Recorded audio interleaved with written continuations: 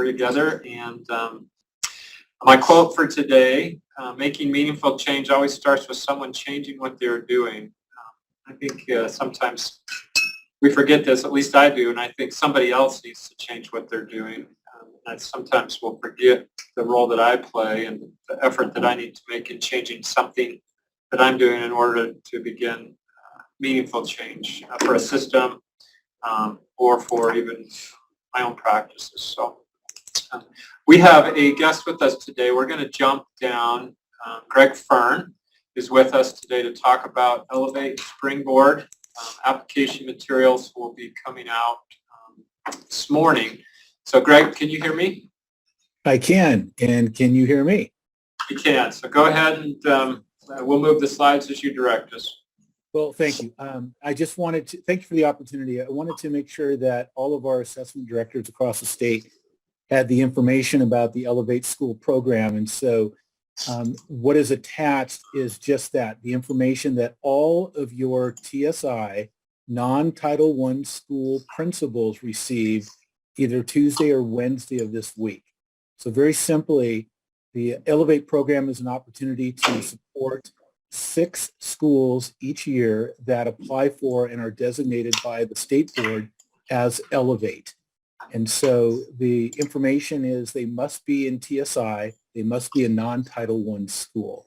They're invited to participate. This will begin in the fall of 2023, but applications are due on April 21st of this year. Next slide, please.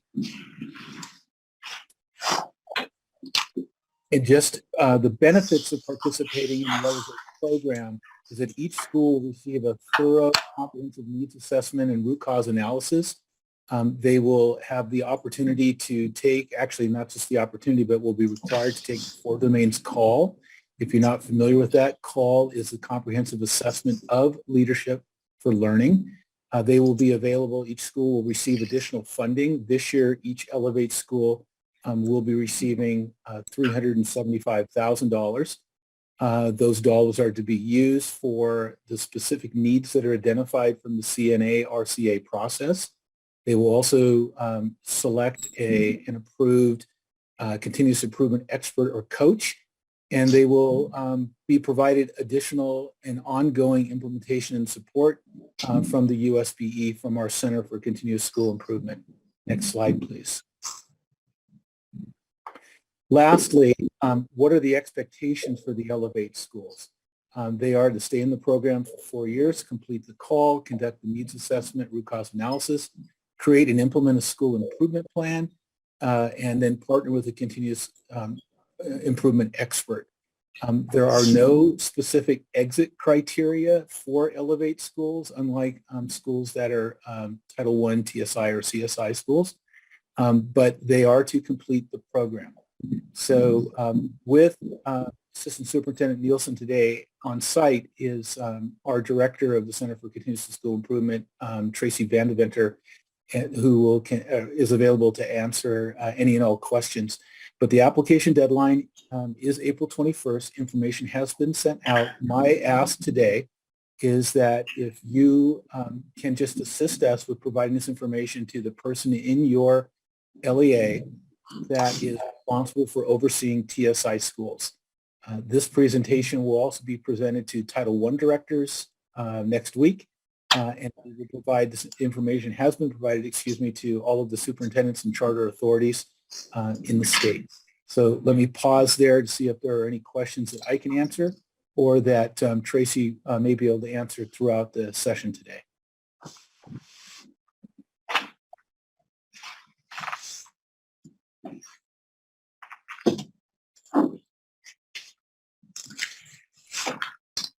Not seeing any questions, but please don't hesitate to reach out to me at the USBE or to anyone on our staff at the Center for Continuous School Improvement. And with that, I thank you very much for the opportunity to share this information. Sorry, but I actually have a question. I just couldn't get off mute fast enough. This is Michelle from Salt Lake District. Just really quick, sorry about that. I have a question about the funding. Is that funding for the entire 4 years? Yes, that money is provided. It's a one-time, excuse me, so 375,000 is for to be used over the 4 years. There are, however, additional funds that will be available through competitive grant process. Okay. All right. Thank you so much.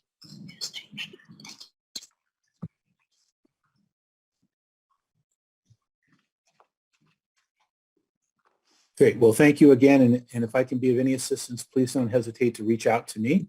And thank you for just assisting us in getting this information out to the appropriate schools.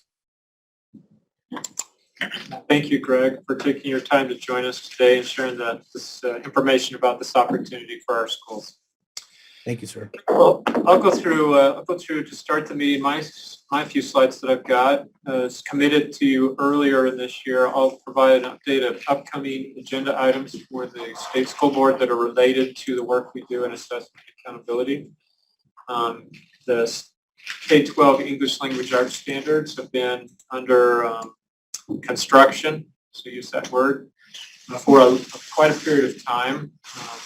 I provided my slides for this meeting since that time, so there's been an update to this. On this coming Tuesday, the 28th, the board has scheduled a special meeting for the Standards Assessment Committee, which will be looking at these standards.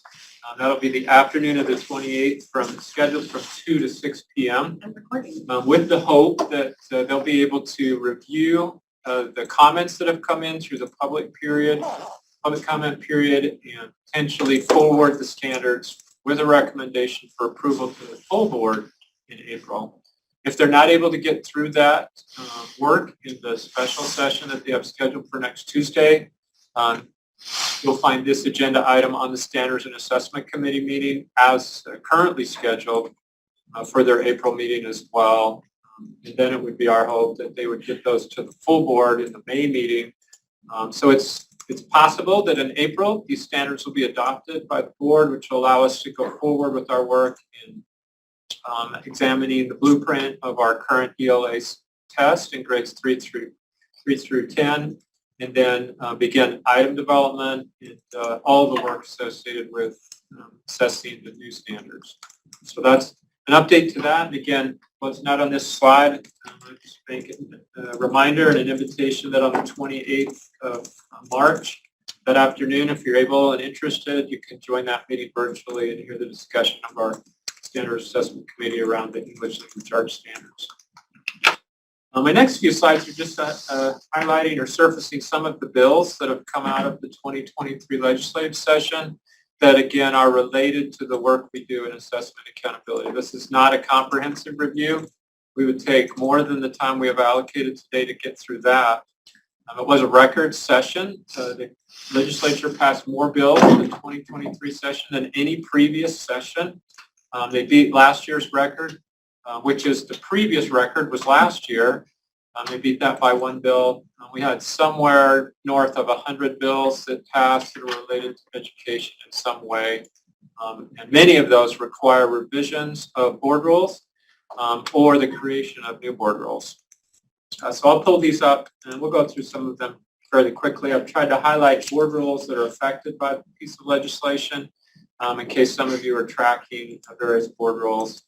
This one is not a direct link to assessment accountability, but many of us work with data, student data, privacy, disclosure. So I wanted to just raise this to your awareness around this parent portal, House Bill 249. The next one, House Bill 308, which we've talked about, I think in our last session about the possibility of this passing, removes the requirement for us to annually publish a letter grade or overall school rating. There are these three rules that I'll reference: an overall rating or school grade that will need to be worked on. They'll go through the process of going before the Standards Assessment Committee most likely, and then to the full board in the coming months. We also expect to engage our Assessment Accountability Policy Advisory Committee in May, the regularly scheduled meeting, for support guidance as we move some of the revisions around these rules forward. The next one on House Bill 477, it was our board's #1 priority. to get this passed. Many of our LEAs are looking for kindergarten teachers now in their job postings, and moving forward with this effort. In terms of assessment accountability, there's a small subtle change within that statute that changes language around the kindergarten entry and exit assessments. It doesn't remove a requirement for an assessment, but it makes a subtle change and removes the language that identifies the specific assessment we currently use. I don't expect any changes to the assessment as a result of this, but I wanted to highlight it does allow our State Board of Education flexibility should they have some interest or desire to make a change to the assessment that we use for kindergarten. Now the next one, effective teachers in high poverty schools. Not all LEAs in the state participate in this program. It's been around for a number of years. I would guess 5 or 6 years that this piece of legislation has been in play. And typically, I think every year I've been at the state board, there's been small changes to this legislation, including expanding the types of assessments that can be used to qualify for this incentive compensation for teachers. This one provides clarity around, you'll see there in quotations, for each standard assessment or benchmark assessment administered. So not a substantial change, but there is changes to clarify the type of requirements around compensation for teachers who are participating in this program. The next one, 348, this one's an interesting piece of legislation. If I were predicting of all the bills that I saw passed that might need to have some corrections made in the next legislative session, my guess would be this one might be it. It allows students to waive participation in the quotations there, any aspect of school that violates the student or their parent's right of conscience. And then it includes a notification requirement, and this final one, I think, is the one where we'll see some challenging decisions have to be made. The final statement on that past one, prohibition on penalizing the student. So some of you, if you think about things that are required in our schools, we have a strong legal support for parental exclusion of state assessments. This goes beyond state assessments into any aspect of the school. And it also contains language that restricts the school officials from asking about the conscience, the right of conscience that the activity that's being asked of the student violates. So strong support for students and their parents being able to not participate in anything that a school does without consequence penalizing the student. So one of the thoughts I had was we have the civics test, which is really not an assessment. It's a requirement for graduation. It doesn't, the parental exclusion law doesn't prohibit us, or it allows a student to opt out of that, but it doesn't change the fact that they then don't meet the requirements for graduation. The way that I read this, a student could, under their right of conscience, be excluded or exclude themselves from something like the civics test and still be able to graduate, because restricting graduation would be under the umbrella of penalizing the student. So this one's got some interesting potential effects. The board will have to create a rule. It does allow the board to put in place through that rulemaking process some controls, but again, it doesn't allow, the statute would restrict the board from putting in their rule anything that would cause the student to have to defend their position or the parent on their right of conscience abstinence from the activity. But we'll see. This one will, we'll want to watch the rule development on this one as we go forward. And then 257, State Board of Education, it requires, this one was changed right towards the end. I heard the sponsor of this bill refer to it as the Lazarus bill, because on one day it failed the House floor almost unanimously. I think there were only 2 people that voted in favor of it, and the very next day it was back in a committee where it passed unanimously. It surprised me. Originally, it was going to require the state board to exclude any school from the accountability system if they had a 50% parental exclusion on state assessments. Now it's changed the language to require the state board to submit a waiver to the U.S. Department of Education that would allow us to have that type of an exception to the 95% participation requirement.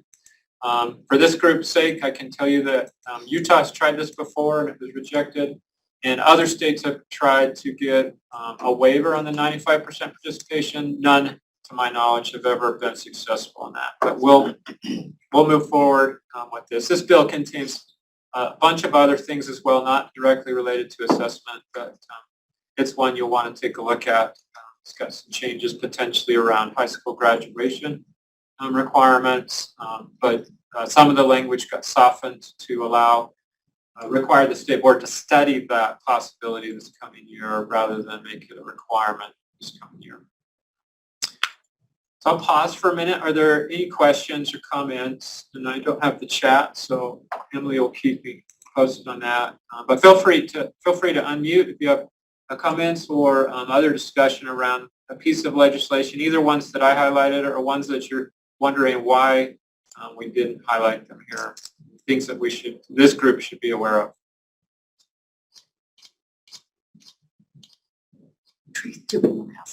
Tracy, did you have anything you wanted to share beyond Greg shared earlier? Is there anything you wanted to say?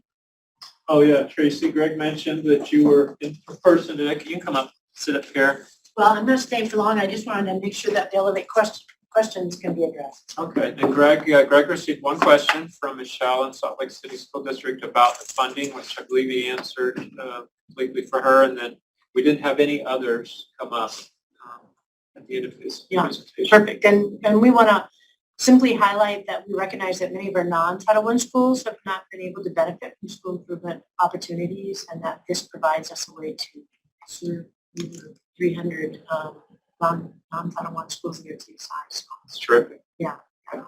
And that they can reach out and okay. let us know how we can Well, we'll dismiss you. Very Back good. to Next meeting. Everybody. Okay, we're going to do a few general assessment reminders today as we are now deep into just the beginning of our spring summative session. We have some updates. As we told you, we've worked really hard to try to get as many of our training dates ready for you for next year. We were able to get our ACT training dates scheduled on the calendar. You'll want to add these. You will be provided, once we get the final training dates done, with all of our ACT, RISE, Utah Aspire Plus, Acadians. There will be some Utah Compose dates that we're going to be doing. You'll get an actual PDF that we're going to post on our website, as well as send out with the AD memos of all of these upcoming trainings so that you can get them calendared as well. But these are the ACT training dates for next year. As a reminder, because we still get emails every now and then, remember that we have already posted the 2023-2024 Assessment Director Resource Guide. It is on the website, so all of the testing dates for next year are already posted and you can access those. One thing for our newer ADs, if you didn't know, the last page of the resource guide, or the last couple pages, is actually what we call our one-pager. You can actually print that little one-pager and it gives you, and I would just print it, and then you've got it handy of all of the tests in alphabetical order and all of the dates that are applicable so that you have that ready for you. But that's one of the things we did, and so now you've got training dates as well. The testing ethics policy is in its final version of getting updated to send to you so that you can also add it to your Canvas courses or whatever you're doing with the testing ethics policy in your districts. I've heard you guys need it earlier. So we just had a few more situations that I needed to add to it that have happened over the last couple of weeks. We try to add as many of the unique situations that we hear about to that ethics policy. And so we'll be adding that. And so you'll be seeing that attached to an AD memo. And in the next AD meeting in April, we're going to actually go through those slides real quickly and have a conversation about how everyone's using the testing ethics and test administration policy within their LEAs, because we're getting an increasing number of questions and some violations that are starting to be a little concerning. Okay, another quick reminder, even though we have already had about 64 alert papers this year, which is actually a lot. We used to only get 64 total, and about 50 total through the whole testing season. A quick reminder that we are alerted by Cambion. We are also alerted by WIDA, though, with alert papers. The 2 schools that had WIDA alerts have not only received their information, but have also reached out and handled the situation according to 53E203 and R277217. There are rules about this. As you all know, we get these notifications. We send you that information within 24 hours. The expectation is that the schools are notifying parents, contacting students, doing all that. There is a very strict rule about any kind of harmful or questionable content that shows up in notes. Make sure that you are following those procedures, and then all you need to do is email me back and explain without student information that the situation has been handled and that it has been resolved. It's more than just thanks, I've got the email, I'm sending it to the administrators. I need to know officially that it has been resolved, like whatever that situation is. And some of you are wonderful about sending me a general idea of what happened, and that's really empowering to both Emily and I, and also to Camden. We get asked about some of these because they also see the alerts and they're very concerned about some of the content we see. Many of these we know are just students kind of messing around and, bored on a test and typing into the notes. But every single year we find multiple cases where these are genuine cries for help. And we don't ever want to be the one that didn't answer that call. So it's very important. Emily and I this is probably the hardest part of our job and the thing that we take the most seriously. So please, we're assuming you guys are doing the same, and you're doing a great job with it. Quick reminder, our assessment literacy informational webinars are still continuing. We actually have one today at from 1 o'clock to about 2:30, although we've been ending in about an hour. We will be looking at modules 5 and 6. That means that modules 5 and 6 will go live tomorrow. The Midas course is there. You can go in and register. The Zoom link is provided in the Midas course, so you definitely want to go in and register and make sure that you get that link. We will be presenting that this afternoon, and feel free to join us. Remember, this is basically for assessment directors, district level, instructional coaches, the people that would be guiding this discussion, and then we launch the modules. This is informational for you so you can see what they are. And in our last session, we discovered that thanks to your feedback, we discovered that the Canvas modules weren't working the way we thought. And thanks to Teresa, she went through and found out exactly how to make sure they work. And we've been providing this information in AD memos over the last few weeks. But if you haven't seen this, remember that in order to access, you can't use your LEA Canvas courses for this. This is a USBE course. They have to do a bunch of procedures. Just please make sure if you get an answer like, we can't open it, this is the policy that you follow. And so we provided it in these slides now and in the last, I think, 3 AD memos. So, and we'll again mention it this afternoon in the AD assessment webinar, in the assessment literacy webinar as well. Okay. We're also going to talk today, you get to hear me a lot today, Anne Michelle's out of the office this week, the rest of the week. And so we're going to talk a little bit about participation codes. Participation codes are used basically to provide USBE with the information about student test participation or non-participation. And so what you need to do is use the most accurate participation code. And there is a very small list of them. They are found in the Utah Accountability Technical Manual in Appendix A. We provided the page numbers of where they are. You can also find them listed in the RISE Test Administration Manual. I think they're even in the TIDE user guide. I'm not sure about the TIDE, but I know they're for sure in there, and so that you have access to them, and same with Utah Aspire Plus, so that you're aware of what they are. So we're going to highlight a few of these. These are the ones that we get asked questions about the most. Codes 103 and 104 are for our English learners, like first year codes versus recently arrived and when you use this. These codes really shouldn't be used unless you have a student walk in and before you have time to really update your SIS system. It is imperative that you keep your SIS systems updated with your English learners, period. Like with your screeners and your WIDA codes, and feel free, and Megan, if you need to add anything to that.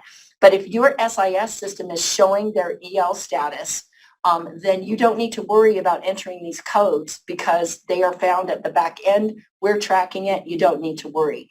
And so we get asked a lot, well, should we enter them anyway if we're worried? Sure. But we still verify it based on SIS systems. Maureen, anything else that you know about 103, 104 that we would need to be concerned about? No, I think you got it Okay. covered.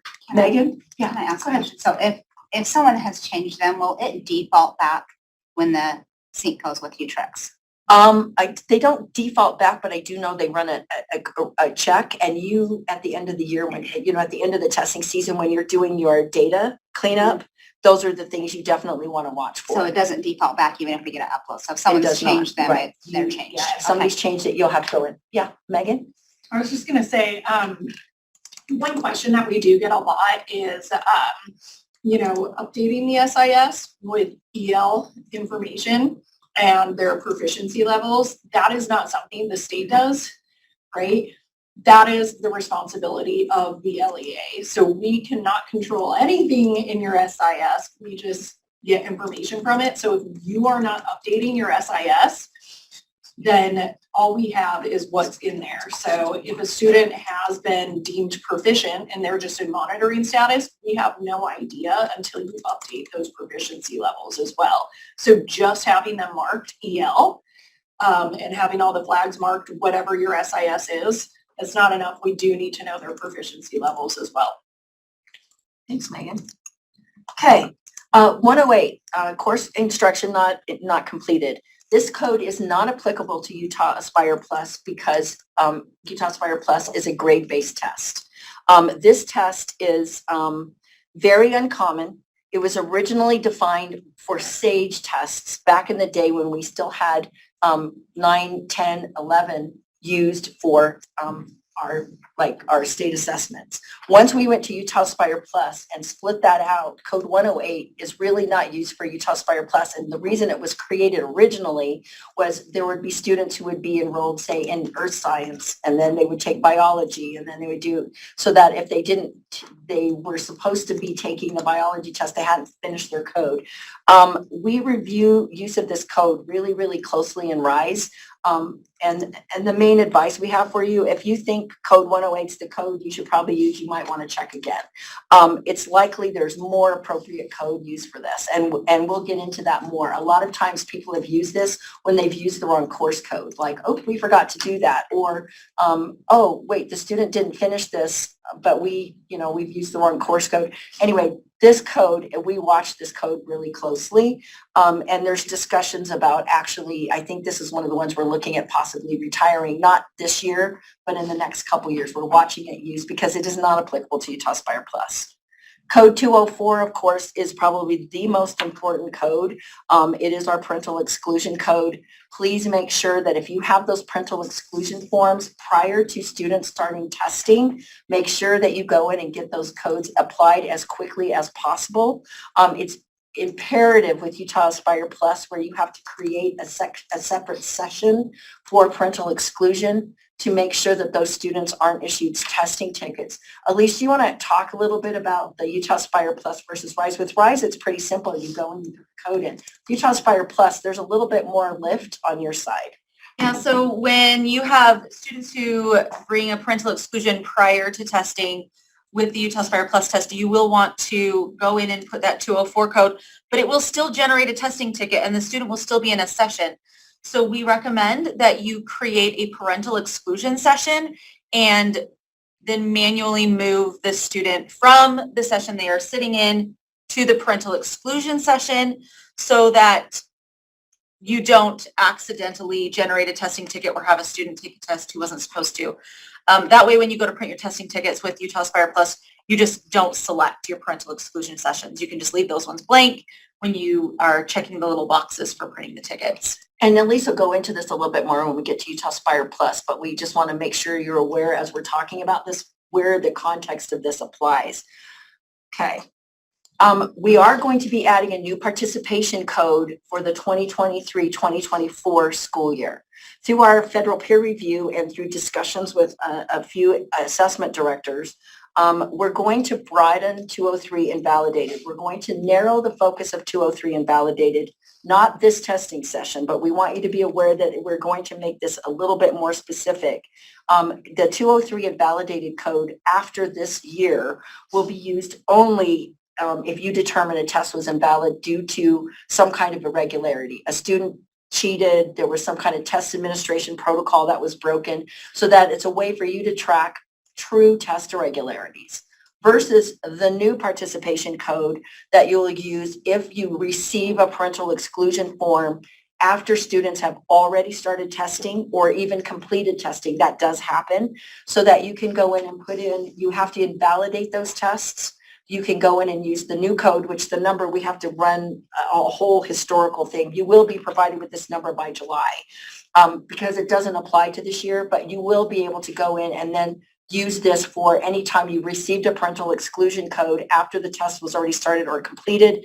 Then you can track, these are all of our parental exclusions that were started after. And it also gives us a more accurate count of parental exclusions in addition to code 204. Because with just using invalidated, it's been really difficult for us to determine how many tests are being invalidated due to parental exclusion versus other reasons. And so that's part of that thing. But again, it will start for the next testing season, but we just wanted you to be aware that we're doing that. Yep.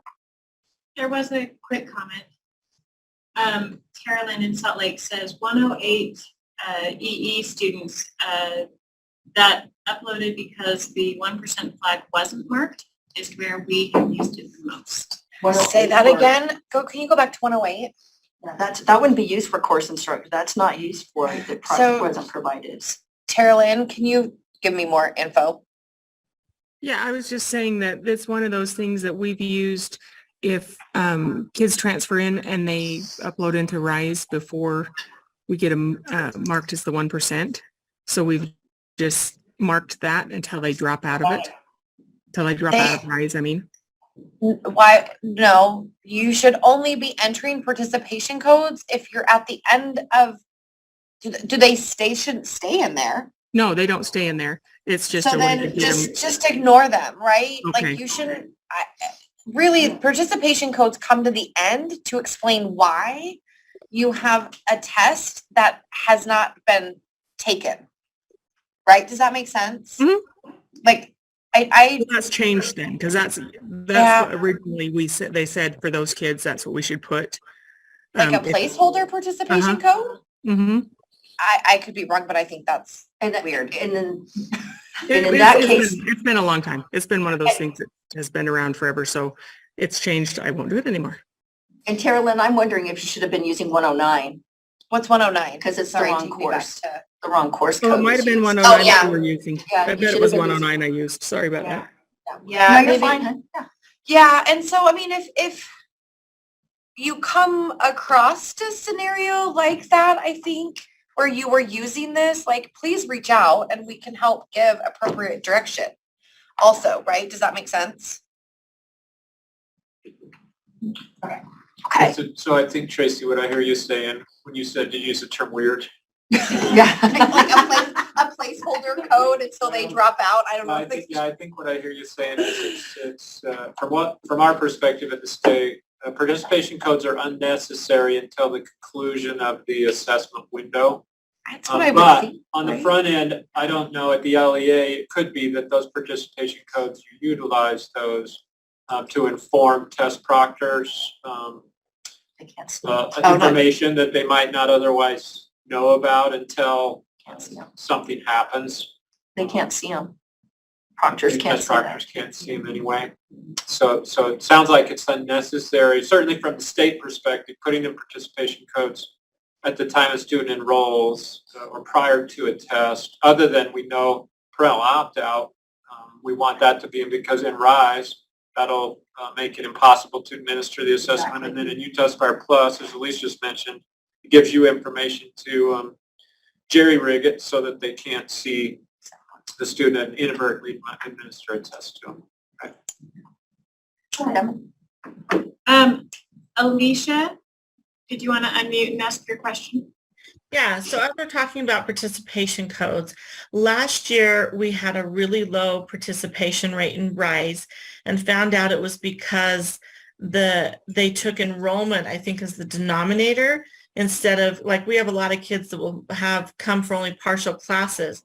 So when they are, say, an 8th grade student that doesn't have a science class, they may be doing it at home. So I didn't put any participation code. It was resolved at the end because our participation reflected who actually should have taken a test and did. But is there a code that would help me avoid that situation this year? We can tell you that if you generated a test, you're using the wrong course code.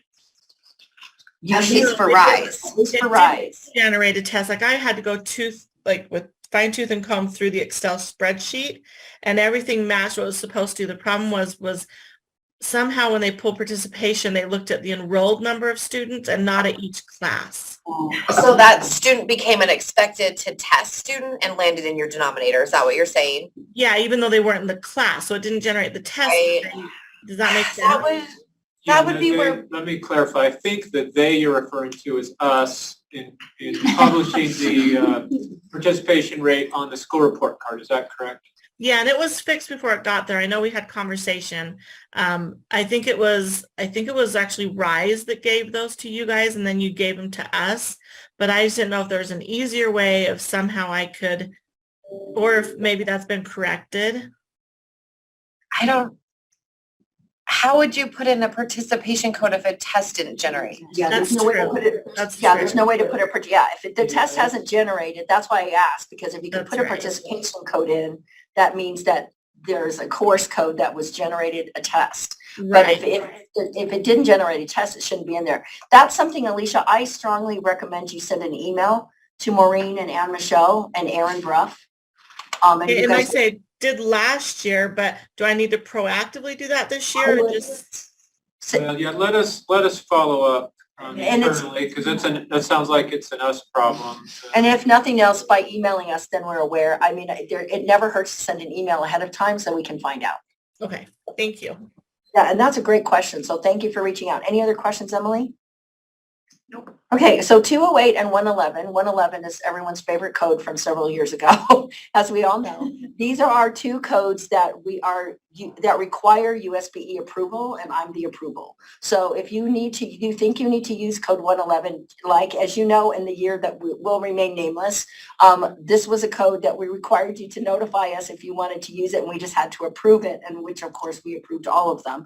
And then 208 is if there's some kind of weird system irregularity. Both of these codes you would not use unless you notified us, and 99% of the time, if you needed to use this code, we would probably notify you that it would be appropriate to use it because there's some kind of system problem, as we did in our year that shall remain nameless. Okay, so those two codes we don't use very often, but they are there in case you need them, and we just wanted to make you aware. 209, by the way, has to be used whenever you use an incorrect course code. If you use an incorrect course code and a test generates, you have to go in and fix the course code. But because there probably is a test outstanding, you're going to have to use code 209 and fix the problem.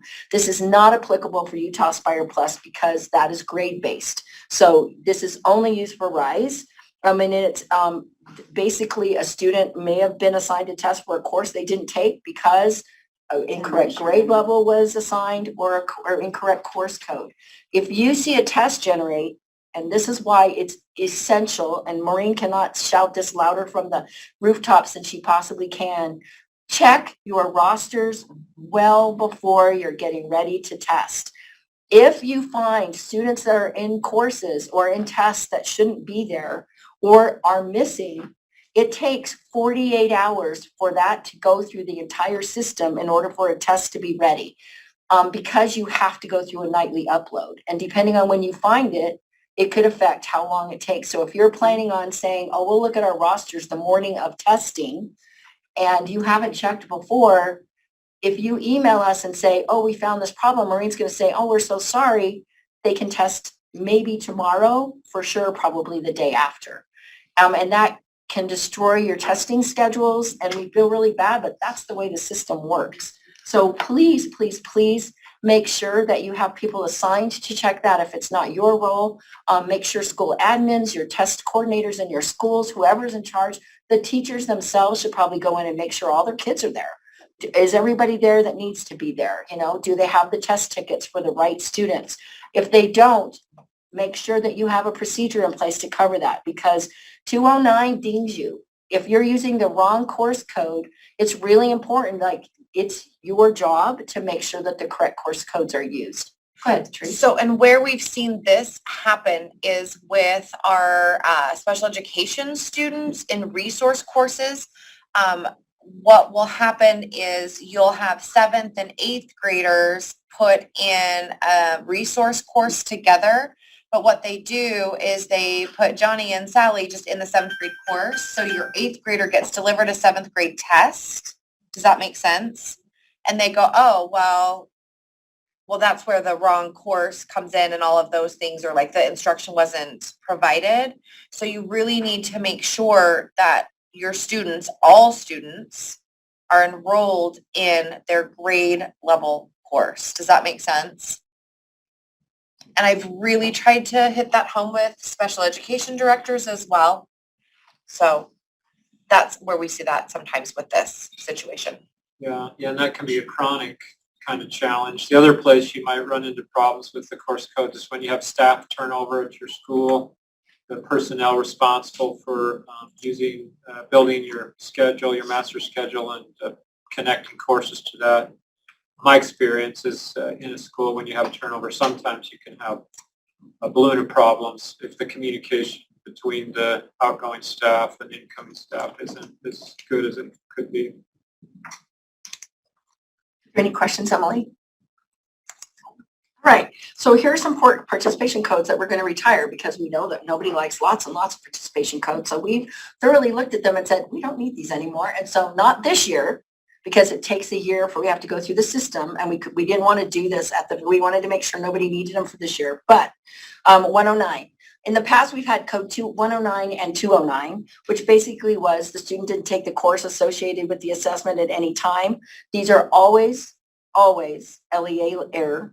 So, and it's not applicable for Utah Aspire Plus. And so we're just going to get rid of 109 because we couldn't figure out why we had 109 and 209. We're going to keep 209 and get rid of 109.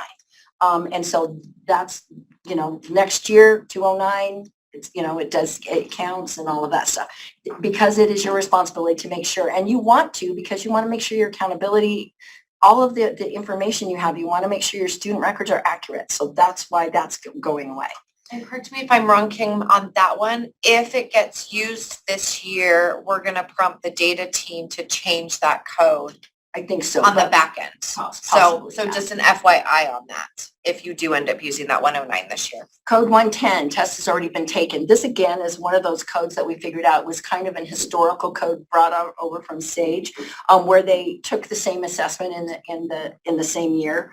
This kind of reemerged in the last couple of years following COVID, because we started having schools retain students who so they would end up taking their 4th grade test 2 years in a row, and they'd say, well, we don't want them to take the test again, but we want you to have them take the test. They should be assessed in the course that they're taking. So if a LEA made a very interesting decision to retain a student, the student should still be assessed in the content on which they were instructed. So they shouldn't be using it for students who've been retained, even though that we found out that that's why that code is being used. And so that's part of where this happens. So this code is also going to be retired. We don't have a need for this anymore, because students need to be in the correct course to generate the correct test that they need to take. And some people were using it for like mid-year summative tests, which again was incorrect course code, because if they're taking a mid-year summative test, they should be enrolled in that semester course that generates the mid-year summative test, and then be enrolled in the second semester course that would generate their spring summative test. So This is just a quick summary of what we talked about a little bit. This is not all the course code, all the participation codes, as you know, but these are the ones that we get asked about the most, or there's been a little bit of confusion about. We didn't really talk this year about absent and 107 like we had to in our year following COVID. Just so you know, if the student can't take the test and they're just absent, it's 101. And code 107, the unanticipated health emergency, means that the student cannot complete the test through the entire testing window, okay? Or perhaps the student broke both their arms and can't take the writing test. That would be a logic. But I mean, we're talking both arms and they don't want to use, there's no scribe request or something like that. But 101, basically 90% of the time, if a student's absent and doesn't take the test, 101 is the code you use. Unanticipated health emergency means they really can't take the test through the whole window. So in the COVID years where we might have students go out in quarantine and we didn't have remote testing, it was really appropriate. That situation has resolved itself, knock wood. So we're kind of there. This code's still applicable where you have a medical homebound Right. situation. That circumstance arises with a fair degree of regularity across the state. That's where it might be. Ongoing. We've had a lot of LEAs now with homebound students be able to go into the home and actually administer tests as well, depending on the situation. But yes, a homebound student, a student who, but mostly 107 unanticipated. Don't use 107 when really it's 101 is more appropriate. Just think about it. That's why we've given the link. The Utah Accountability Technical Manual, Appendix A is where the list of test codes are. But if you're wondering how to use them, if you Control F that PDF document, you can actually type in the circumstance. A lot of times it'll take you to sections in the manual that actually address that particular code as well. Kim, Yes. go back to that slide. Okay. There you go. The question, the answer is on the screen, but the question is code 106 an opt-out code? And I think you'd be looking for 204 for opt-out. Yeah, 106 is used for a student who sits down in front of a computer and literally just defiantly refuses to complete the test. It's very, very rarely used. It's used really more for a situation where a student has behavior where they're not doing it. It's not an opt-out code. A student saying, I'm not going to come in, I don't feel like testing, is really just absent, okay? If the parent fills out the parental exclusion form, then it's a parental exclusion. But 106 refuse to test is not a code that's used, and it's actually very rarely used. And generally when it's used, there's usually an explanation. Like somebody will call us and say, I have this student, they're just absolutely refusing. I can say that in 18 years of giving tests, I only had 2 students absolutely do the oppositionally refined and refuse to take a test. I mean, I'm talking, and this isn't use of the kids just sitting there clicking through the test. That is not a refusal to take the test. A refusal to take the test literally is, I'm just not going to do it. If a parent contacts you and says, my student's refusing to come in because they don't want to take the test, then you might want to discuss other options with them. But, that's really kind of how that works. Does that help everyone? Anybody have any other discussion about that? Darren, are we good? Yeah, Megan. Well, I would say a question that I get is, it sometimes pertains to our MLs is, they'll sit down and they just don't know what to do. So again, I think that would warrant a conversation. Are they refusing to test, or do they not know what to do because of a language barrier? Right. So I think also make sure that you're having those considerations when you're working with your English learners. Absolutely. All right, 2-part question. Does too few attempted coded on the back end as a 6 code? And, hang on. Yes. Greg is unknowingly. Okay. Yeah. Part 2 of the question. And how does too few items attempted figure in proficiency accountability? If they haven't completed that's really a question for Anne Michelle. And I can't remember. If it's too few attempted, it means that they basically didn't complete their test, and it does count against you. And does too few attempted get coded as 106 on the back? No. Okay. Because too few attempted could be the student started the test and you never called them back down to finish their test. So if you have too few attempted, why did the student not complete the test? I mean, this is really where it boils down to. Usually too few attempted happens when a test has been force completed at the end of the window. Or the student, because with RISE, you cannot submit the test unless they've gone through the questions until it's been force completed and the test expired. So, yeah. So they do count against you in a case. So in that situation, you have a kid that starts, right, and it's like, has 2 questions, starts crying and just refuses after that point. I would use 106. 106. Okay. If you have a student that answered 2 questions, it's not going to happen, literally has a complete meltdown, that would be an appropriate use of code 106. The student refuses the test. But yeah. And the important thing about this, you guys, is somebody needs to be keeping track at your schools of these irregular testing circumstances. If somebody reached out to you and asked, why was this code used, that you know why. Whether it's the school administrator, somebody knows that, okay?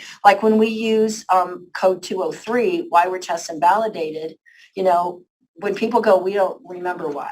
That's not a good sign, especially for invalidated tests. We're going to be pulling a report now from RISE that we can actually see the reasons why people put in, which we weren't aware we had access to, but that's part of that. Any other questions?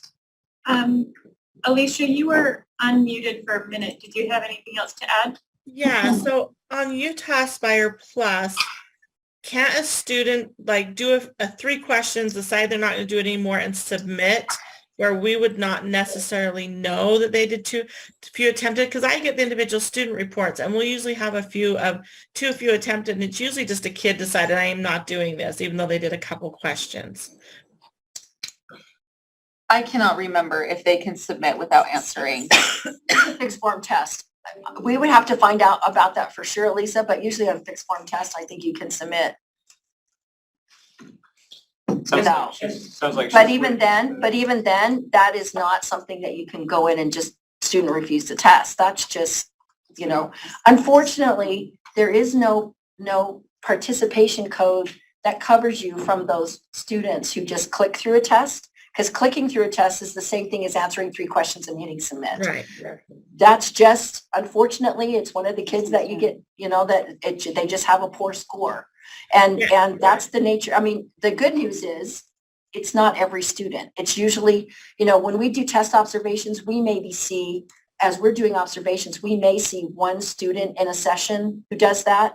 And that's rare. It's not a common occurrence. And if it is, it may be time, it's probably time to start looking at some of the instructional practices that are happening in your school around assessment to make sure that kids understand why they take these tests, how the data is used, what are you doing with them, so that it's not a surprise.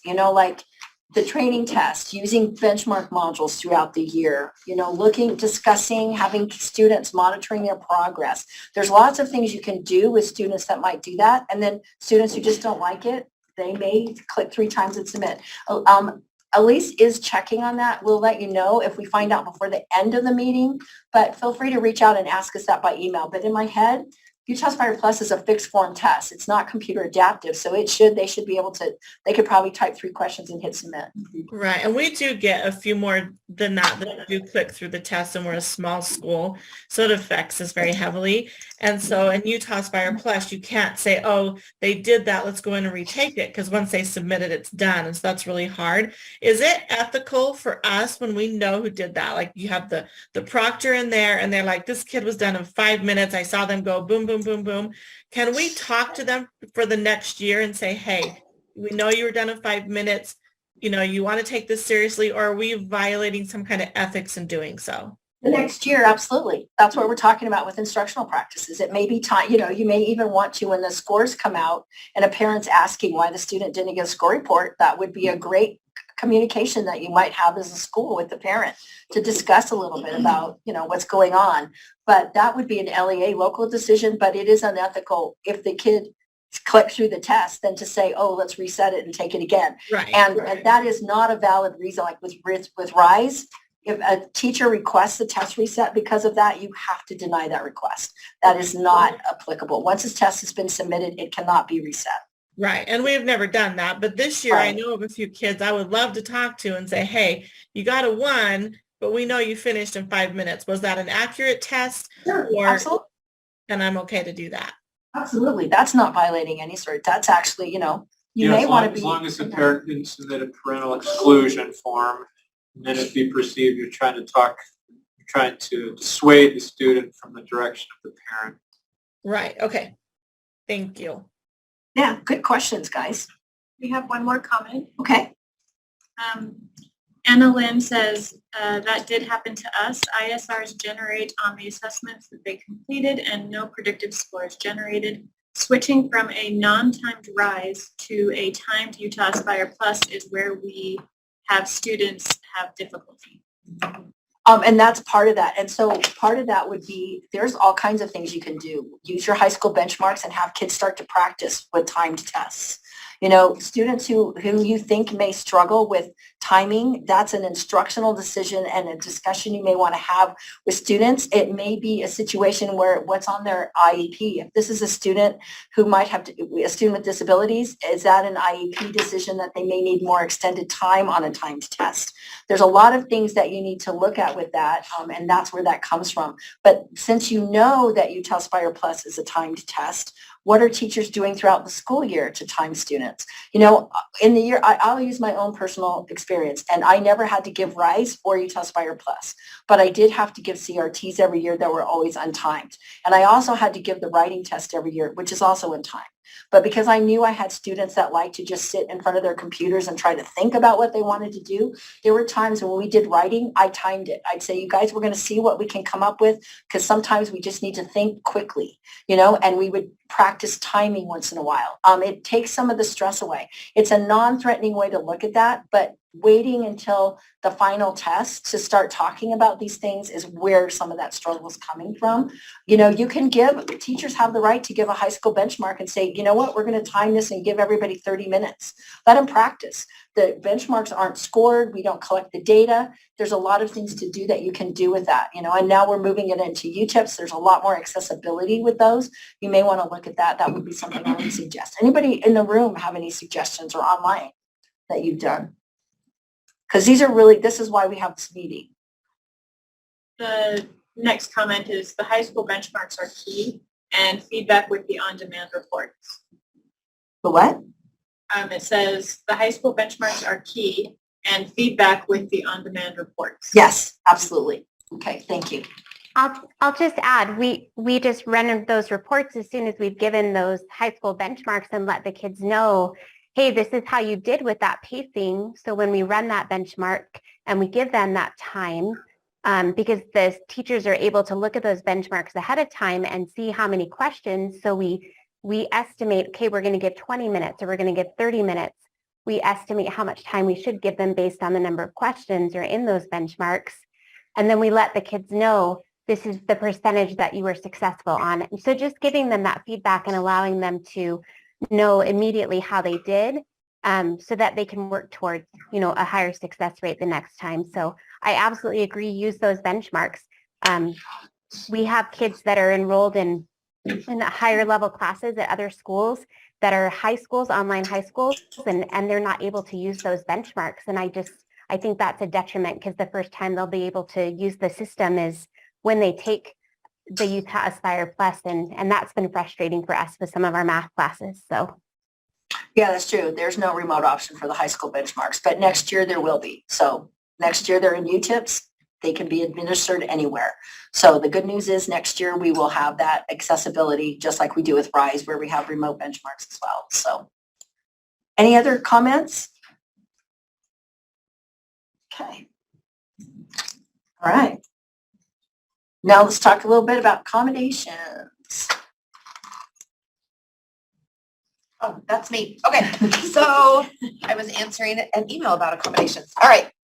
So I just wanted to kind of bring this background. When do we use the 201 accommodated participation code? So I've had a lot of questions around that.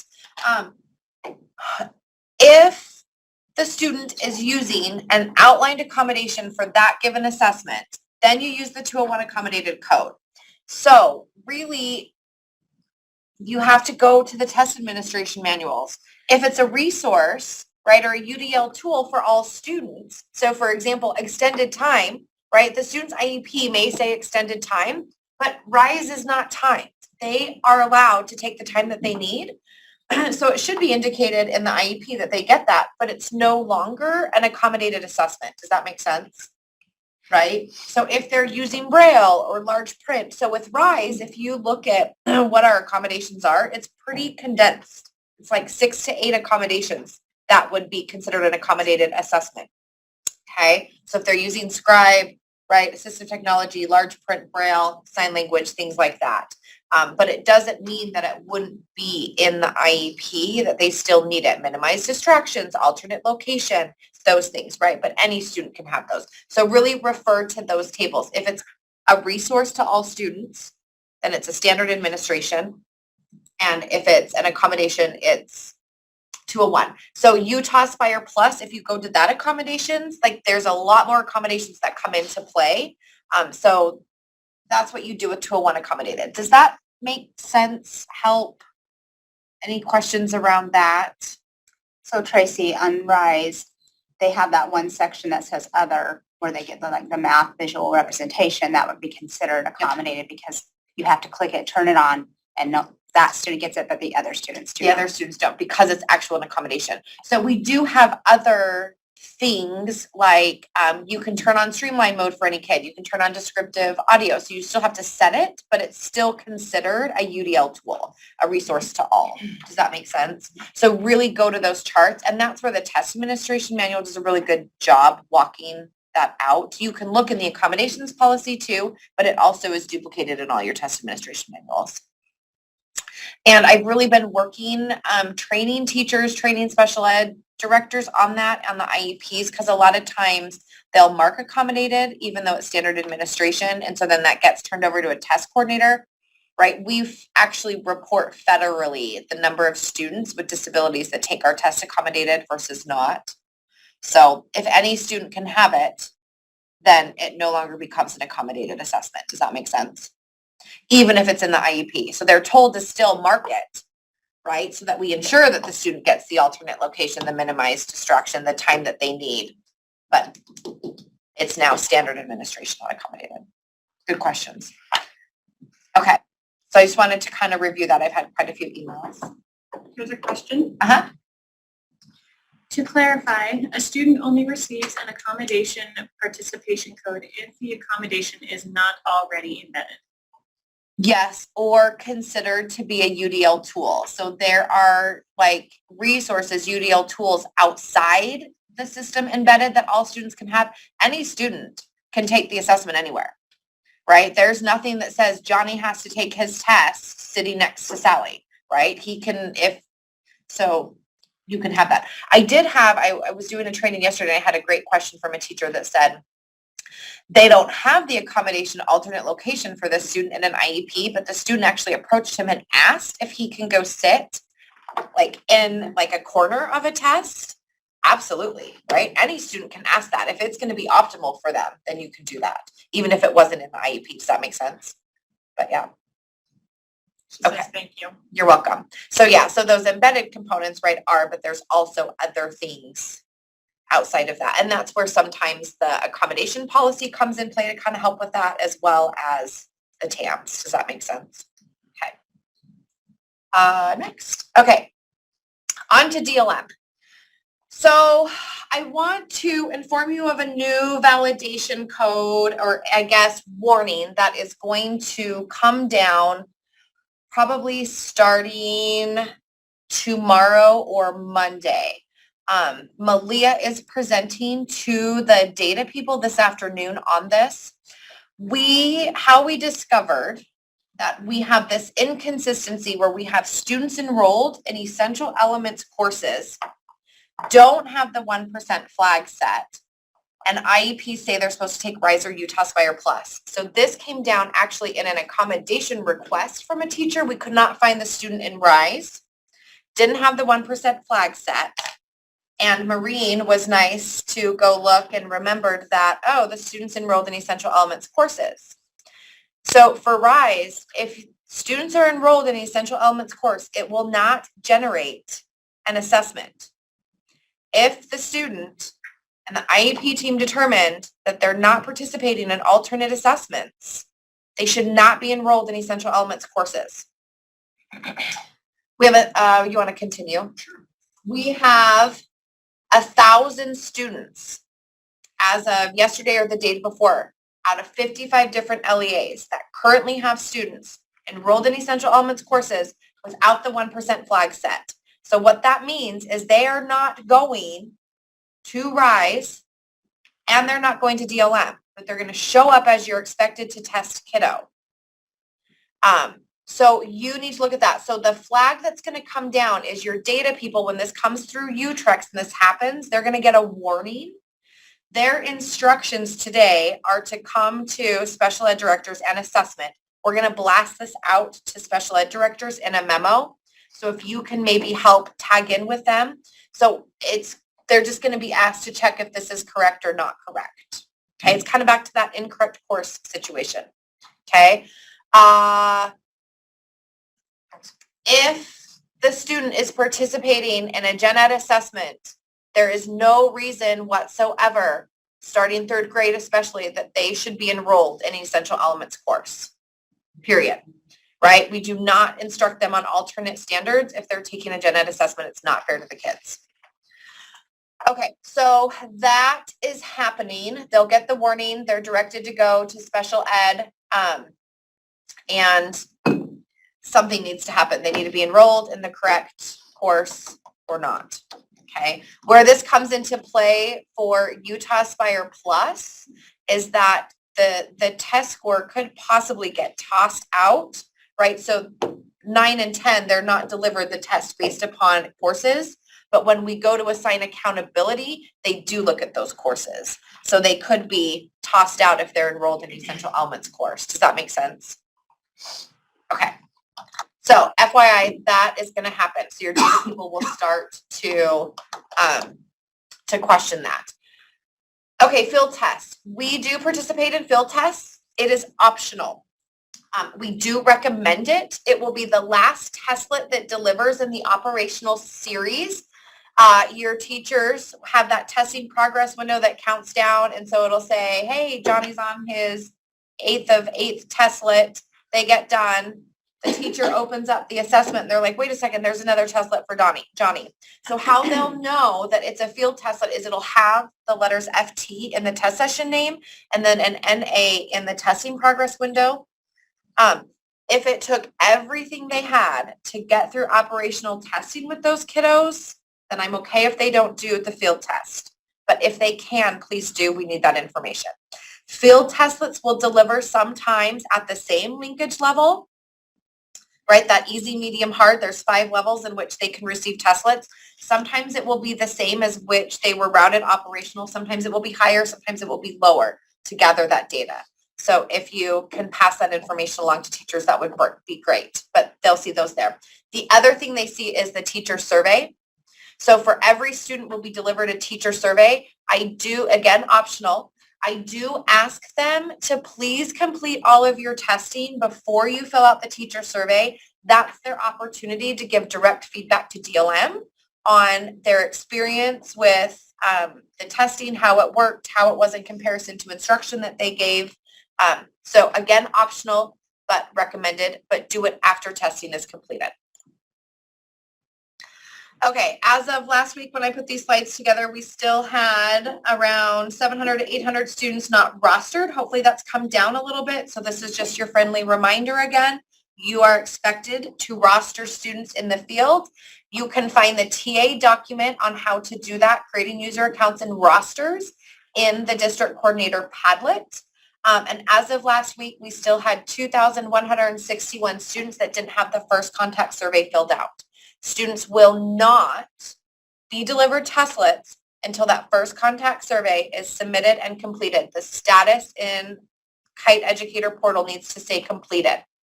Now that our window is open, Once a teacher completes that first contact survey, they need to anticipate a 24-hour turnaround before testlets deliver. It's not immediate.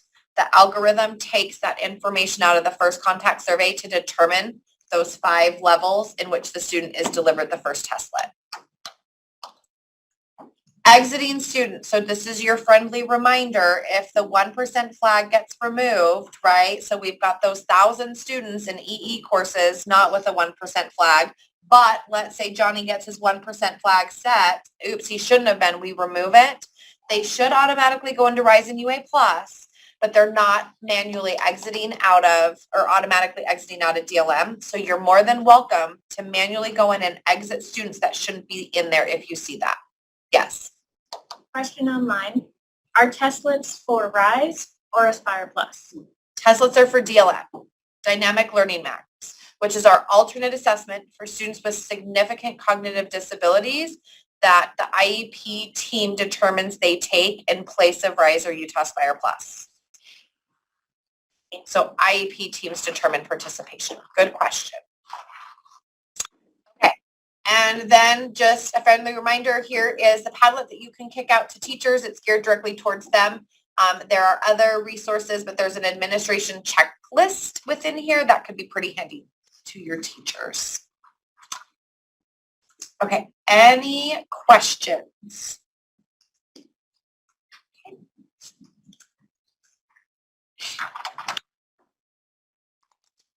Vita, all right, here we go. Congratulations, another test window closed. Let all the other ones open. Great question. Oh, I'm paused. How do ADs get access to the Padlet? The link in the link, it's in the if you go back, Kim. I am going, sorry, I have to get my mouse there. I think I should have put, I think I presented this, and if you go back the next slide, that's for teachers. And so it's not like a sign in. And right there, the district coordinator Padlet, I think I've presented it in almost every AD meeting. So all you have to do is click on the link in the slides. Email me if you need it, but you should be able to click there and that should get you to those. Yeah, you're in the slides or in the Nearpod. Yeah. And in the district coordinator Padlet, actually at the end links you to the teacher Padlet if you need as well. Okay, good questions. Thanks. All right, we're good now. We gonna take 2. Here we go. Okay, so again, congrats and thank you all for your help in getting our MLs tested around the state. So test window is closed. The deadline for shipping your materials back to DRC, that has passed as well. But guess It's what? in red. That's why it's in red. I put it in red for you. Yeah, it's in red because, things happen and some of you might be like, I have this big yellow box hanging out in my office. Return it, please. You do need to be aware that if you return materials late, that will delay your reporting, okay? So please get those materials sent back. Make that a priority. We are right about to enter our pre-reporting data validation that you all get to do. So I have been getting a lot of emails this week about data validation, people saying, hey, Megan, I can't do it. What's happening? It's because it's not open yet. And I always feel really smart alecky by saying it's because you're a week early. So just be a little patient because all the materials are still being processed right now. So it will open on the 29th. You do have 2 weeks. And Amy did send out an additional email this morning. Yesterday also, was yesterday Wednesday? Yes, it was. Yeah. Okay. Yes. The days blend together. I'll tell you what. You did get an email from DRC with instructions on how to do the data validation process. The instructions are also attached to the second email Amy sent out. Please follow those instructions. If you have any questions about what you should be doing in your data validation, please contact DRC. They are going to be your best source of help, okay? And then, happy to say that it'll be just another month after that for you to receive your online reports. So April 28th, somehow I feel like it should be the 29th. I'm going to double check that. But right around the end of the month, you will be receiving reports online. And then on the 15th, a couple of weeks later, you will be receiving your printed reports. So if you do not want to waste all your paper and your budget for paper, you can send home printed reports as well. Please remember that per our testing ethics, you have 3 weeks to make sure that those reports get sent home to parents and guardians. So the 29th is a Saturday, so that's probably wrong. It's probably Darren just corrected me. It is the April 29th. 29th. It is the 28th and 15th. It just says 28th and 15th on the slide. But you know what? Hey, if you want to do stuff for your MLs on a Saturday, you do it.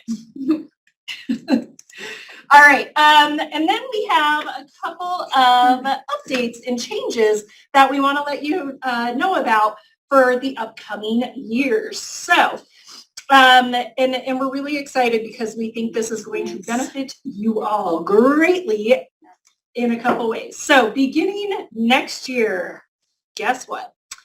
We are going to submit 2 pre-ID files for you, our Utah LEAs.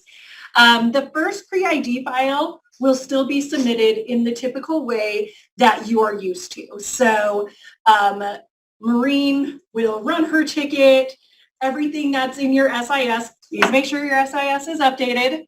As we discussed already, broken record that I am. And it'll be submitted in early November. But guess what? We're going to submit another one. So we know a lot of movement takes place between November and the first test window. And in the past, adding all those students has been on you. We're going to hopefully take a little bit of that off your shoulders now. So we are going to now submit a second pre-ID file. And that second pre-ID file will be submitted for you the week before testing begins. So our testing window next year is going to begin on January 8th, Monday, January 8th. And we will again keep on messaging this out. But the week before and really the end of the week before testing, we will submit a second pre-ID file for you. And that way, this will hopefully mitigate the need for more data validation. When we do a pre-ID file, it really lessens any kind of human error that could take place when we have to do all these manual entries of new students that we get. So we are excited to announce that. A couple of things that you do need to consider is that all materials will still be ordered and based on that first pre-ID file, the way that we are all used to. We will enter the new students, but you will still be responsible for ordering materials if those new students that get entered in the second pre-ID file need any materials. So we're talking our K 1, 2, 3 students that might need the writing booklets, right?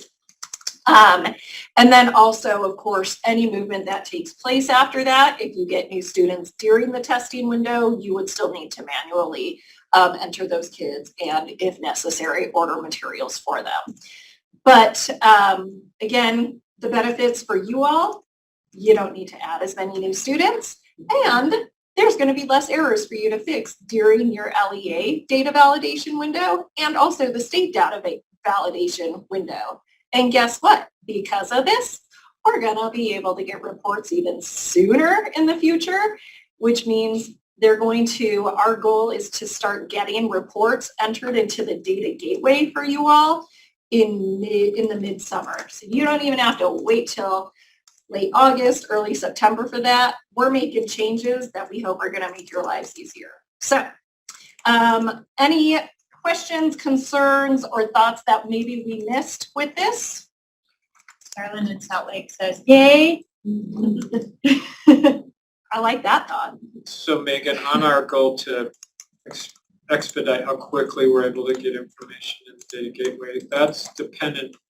Early in your presentation, you talked about the deadline to return materials is actually passed. LEA's delaying and missing deadlines to return materials does have an effect on our ability to expedite the process of displaying those results in the data gateway. So, yes and no. So we will still get all of our initial reports, and then we get late reporting after that. But, you know, at one point there is a cutoff. If you're just not getting these things done, and if like data validation takes place and you still have materials hanging out in your office, like you missed your shot, right? Because those are going to be the completed files. So that's why you want to make sure that everything is being returned, because you don't want a student to potentially have an incomplete test and then you realize in your data validation, like, oh no, right? That's why the state, after your data validation, so you have this like one last shot, but after the state does their data validation, opportunities closed. So we're going to still move forward because things have to be reported in a timely fashion. But because we are changing a lot of the dates and doing these things, we can start our state validation earlier, which means those files can be completed and sent to us sooner. We can upload them into the data gateway for you all to see sooner. So Darren, to kind of speak to what you said, I think more a student could be lost if you don't return things in a timely fashion. That student might get an incomplete score, which isn't fair for that student. Return your materials. Get a return, especially because the shipping's free, you know. All right, so field test, and if Tracy needs to pipe in here, I will let her, but we are still in the field test. We appreciate everyone who is participating. Please remember, we do not want you to feel like you need to order more materials. Whatever you got, we just ask that you do. And that window is going to be closing in a few weeks. If you get done with it, go ahead and ship those materials back now so they can start processing them. But the deadline to ship those materials back to DRC is the 19th of next month. On our next slide here, we have had a lot of questions about the field test questionnaire. And basically, we have just said, you know, like you get that booklet and there are pages and pages of questions, which can be very, very time consuming. We are just asking that you complete the first page of the individual characteristics questionnaire, just the information that's absolutely pertinent to this field test. We don't want you to have to take a ton of time. Getting the test done and the data from the test is the most important thing. Thank you all for your feedback on this, and we're happy that we could kind of help streamline this a little more for you as well. Look at WIDA and us. We're just like all about serving the LEAs. And then, Kim, did you want to speak to this a little more? Let's just talk a little bit about WIDA plagiarism.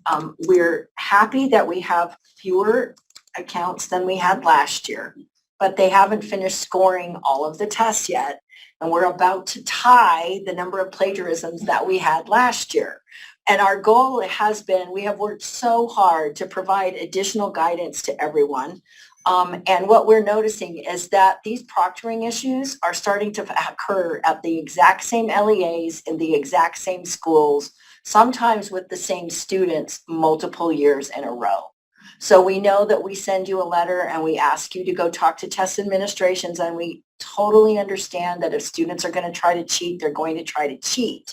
But we just want you to be aware of the fact that, especially when it's a student that's now, plagiarized multiple years in a row, there is no way that their WIDA access score is in any way, shape, or form reflective of what their actual achievement level is. So it's probably time to have a more serious conversation with students. And we do know we're working very hard with DRC and WIDA to upgrade the system so that there's going to be fewer, we're checking on secure browser access. We're talking about how sessions are opened and closed and all of that. But this year we had 2 cases where students were actively taking their WIDA test and filming TikTok videos while they were taking their test. So they had not only a plagiarism breach, but a social media breach, which was found as well. So the question, and I feel all the time like I'm the testing ethics police. That is a serious breach, and that kind of conversation needs to be had pretty seriously with the test administrators and proctors. We're hitting to a point where that's getting pretty severe. And we do know, like when we monitored ACT, we found kids that had 2 cell phones. Even the schools that had really good procedures about checking them in and putting them in the cell phone hotels and all the things that everyone's doing, we found that there are kids that have cell phones in their pockets. So, and they keep them in their pockets. Or if they're using AirPod headphones, if they're using Bluetooth accessible headphones, there is a problem because the test will not allow that to break through. So they are listening to something that is not on the test. So if you have Bluetooth accessible headphones, take them away, make the kids plug them in, because that is probably the number one thing we're starting to discover as well. The tests shouldn't open. Sometimes they do. There's every now and then there's a bug, but that's one of the things that we just wanted to bring to your attention. We appreciate and understand how frustrating this is to you because you don't have control, just like we don't. But, that's one of the reasons why the testing ethics policy and the PowerPoint we're sending out. If you guys are taking those slides and reducing the numbers and not having people look at the policies and stuff that, Jared started that policy years ago with facilitation and we're just adding to it. I strongly encourage you to use the USBE state testing ethics and test administration PowerPoints. If you need to put it in your own Canvas courses, that's fine. But we're not, I've been hearing that people are taking out slides or we don't want to take that much time. There's a reason why we have those FAQs and this is the scenario that's happening. And every year it's kind of interesting. We get new questions that we thought we had answered years ago. Like this year it's about using whiteboards during tests. You can't, because there's all kinds of security issues and distraction issues with that. And every year it takes about a couple years and then suddenly it'll come up again. So it's just really important that you're monitoring how people are doing this. Another quick heads up, as it's before the end of the session and we're getting ready for next year and you're starting to think about it, remember that every teacher who's going to be administering a test has to see the testing ethics test administration policy. They have to go through that training. And that includes all of your teachers who are giving KEEP and PEEP and WIDA and Acadians, or, a lot of those tests. I mean, that's one of the things Sarah Wibke's begged me for years, like make sure they know they have to do this as well. Because what's interesting to me is we get a lot of emails like, oh, I want to do testing ethics training. And you're like, what have your kids done teachers done all year long? Because if you're administering any of those tests, they should have completed that training before. And then we suggest giving them a refresher as spring summative training comes in to make sure everybody's really on the same page and aware. So the social media breach woke us up. I mean, that was a shocker. Yeah. Quick comment from Gary and Alpine. To be fair, because Alpine has had 4 WIDA plagiarisms this year, we have over 70 schools, so that's not that bad. No TikToks, and we did have hidden cell phones. Yeah, and I will say in the investigations, the number one thing has been hidden cell phones. Like they really do have second cell phones hidden.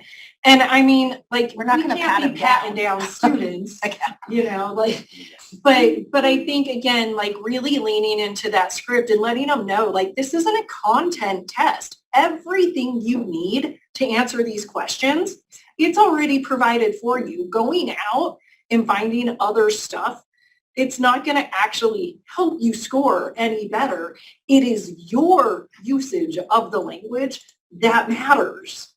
It's how you are using the language that you are being provided, right? Another recommendation too that Megan and Michelle and I have talked about a lot is the way the test is being administered. And we're pretty sure that a lot of the plagiarisms aren't occurring during like an EL class or when you're calling kids down to do something.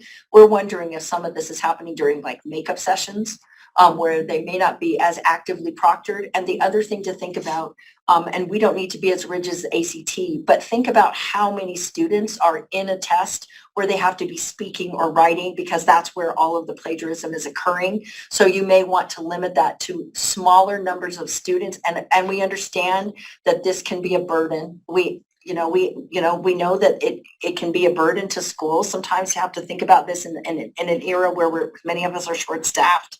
But think about if you're putting, 30 students in a room at the same time to try to do speaking and writing or whatever domain they're working on. First of all, it's super distracting to everyone. The second thing is it's almost impossible, even when you're actively proctoring, if everyone's talking, to figure out what everyone's doing, and it's very easy for them to hide. So like that would be one of the things to think about is smaller sessions, mandatory to proctors at all times. And many of you have already put this into place. We've read all your plans. We have sympathy, but it may be time to start looking at, is it the same proctors year after year having the same issue? That could be a red flag. And that's, by the time we've had multiple, and we get 70 schools and A+, Gary, because seriously, Yeah, for we plagiarisms, understand. right? Thank you. And let us know how we can be thought partners in helping, like, say, okay, if this is something that we're seeing routinely, let's maybe think together and how can we support you in mitigating some of these instances. And we are more than happy to come down, not as compliance or monitoring, but to be like a partner in troubleshooting. And maybe we can come in, be an outside observer and be like, these are maybe your problem areas that we're observing that we can maybe help fix pretty readily. So let us know how we can support you. Again, not compliance, not monitoring, but let us just be an outside set of eyes, right? And then we do see a couple questions in the chat. Can kids use noise canceling headphones without sound and over top of corded headphones connected to the test? If that's part of their accommodations and IEP and everything, then it's what they're used to and that's their environment that they learn in and instruction and all the things, like, then yes. Tracy, did you want to say any more about that? It's a chat question. About what? No, sorry. Hold on. Tracy's like, I zoned out. I presented already. I did, sorry. Noise canceling headphones placed over the headphones for the test. Appropriate accommodation. If it's in an IEP, yeah. I don't see why you wouldn't. Yeah. And then The other thing to think about, can I just add something with the noise canceling headphones? And of course, if it's an IEP accommodation, of course they can. But one of the things to find out would be why they, like a student that might need noise canceling headphones may need to just be tested in a separate session by themselves where they have less distractions. Noise canceling headphones, wearing 2 sets of headphones over your head could be really, if they don't do that normally in instruction, could be kind of a burden on a student. So something to think about. Yeah. Well, and they make noise canceling headphones that you connect to the computer too, right? Like, does that make sense? Yeah, they do make all-in-one noise canceling headphones, so you don't have to wear. My noise canceling headphones are old school and they are corded and I have to plug them in. So Jenna, if you want to specifically email me the situation that we can talk through, then I'm more than happy. And that's Tracy's taking. So Jenna, if I'll you put want to. I'll put my email in the chat. Okay. And then Joan, cut scores for proficiency. Well, we're still waiting to hear back from the U.S. Department of Education on that. We're going to let you know as soon as we know. We have gotten a response. requesting a response from us. So we're back in the back and forth stage, but yeah, we'll let you know as soon as it happens. Right now, it's still that 5.0 overall composite. So Kim, just to add for Sure. ethics training, everyone should be ethics trained even to do benchmarks and interns as well, yes. right? Before they get into any state platform. Any state platform, they are required to have testing ethics training. So it's a really good thing to do at the beginning of the school year. And the one thing that I will say is don't bury it in the 27 hours of stuff that teachers have to do with bloodborne pathogens and everything else. I'm married to a teacher. I was a teacher in the classroom, and when we would do some of that stuff, I mean, let's be honest, how much attention is paid? Like, one of the situations with this, you guys, is this is the one thing teachers can lose their license for violating the testing ethics and test administration policy. And I don't know if that's emphasized enough sometimes, where it's sort of like you get buried in the hundreds of hours of stuff you have to do at the beginning of the school year, which is why you might want to do a refresher. But in the testing plan that you submit every year, one question that you're asked for every single test is, when are you planning on providing test administration training for that test? And when are you providing the training for how they use the data from that test?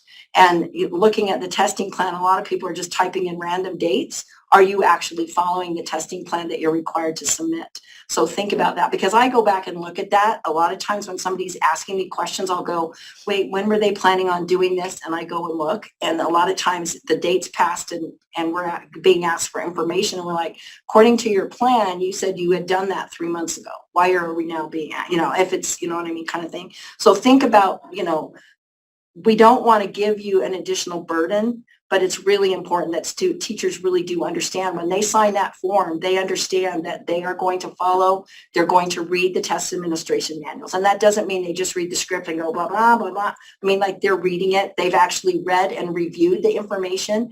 It's the Charlie Brown teacher thing. There's like a lot of things that, like every single standardized test has a test administration manual. Are you and everyone who's administering the test actually reading it? Like, you may not have to read it cover to cover, but you should at least read the first pages that talk about why you're giving the test. Like in the RISE one, there's like, here's how you actually administer the test. Every test, interim, benchmark, and summative are given exactly the same way. Do they understand? Oh, really? That's how I do it. Do you know how to share data correctly? Do you know all of those kind of things? So I feel like I'm lecturing. Yeah, Teresa. I just want to add, if you have testing teams giving your Acadians assessments or paraprofessionals, they should also be going through that ethics training as well. Even though they're not teachers, they're administering state assessments, and they need to follow those same guidelines. The state testing ethics policy actually says anyone who's going to be proctoring or involved with testing. And that includes, by the way, like if somebody had, God forbid, a car accident on the way to school, and you're like going to pull your school secretary in to have to help proctor, they also have to have had testing ethics training in order to do that, even if they're just standing there watching kids. Okay. And can I put a plug in really quick? That includes your teachers doing DLM. Yes. Like, DLM has its own required training, but they should still be doing all the same testing ethics training. This counts also for CTE skills tests. And like, basically, if it's provided and it's a standardized format test, they need to go through testing ethics training. And there's a question in the chat about can informational posters be on the wall, and what about multiplication charts? Anybody want to answer that question? What's the answer? Cover them and pull them off. Thank you. The answer is no, and that is word for word. Like, Jared's probably rolling his eyes because that is literally typed word for word on a slide in the testing ethics policy. We don't care how long the posters have been up, and we don't care if the multiplication charts have been taped to their desk since day one of school. If it gives a hint or a question, it could provide an answer to a test, it has to be covered up, taken down, period. That's how it works. And we know that it's a pain in the butt. And now that we have one-to-one, there's a lot of things, but that's how it works, and here's the key. The key is standardized test. If it's in one classroom, it would have to be in every single classroom in order for it to be standardized. That's why the rule. So that's, if you get asked that question a lot of times, because we get asked, standardized administration. So So if you have other questions about that, you can contact one of our teams. We're going to move along so we can get through our slides before our time runs out today. Yeah. So next slide, contact information. Again, please let us know. The more feedback you can provide us, the more questions you ask, the more we know what we should be doing and how we can support you. So please always reach out, never apologize. And guess what? It's time for a quick break. So Darren, when are we coming back? Let's go 10 minutes. So at 10:50, we'll resume our meeting. All right.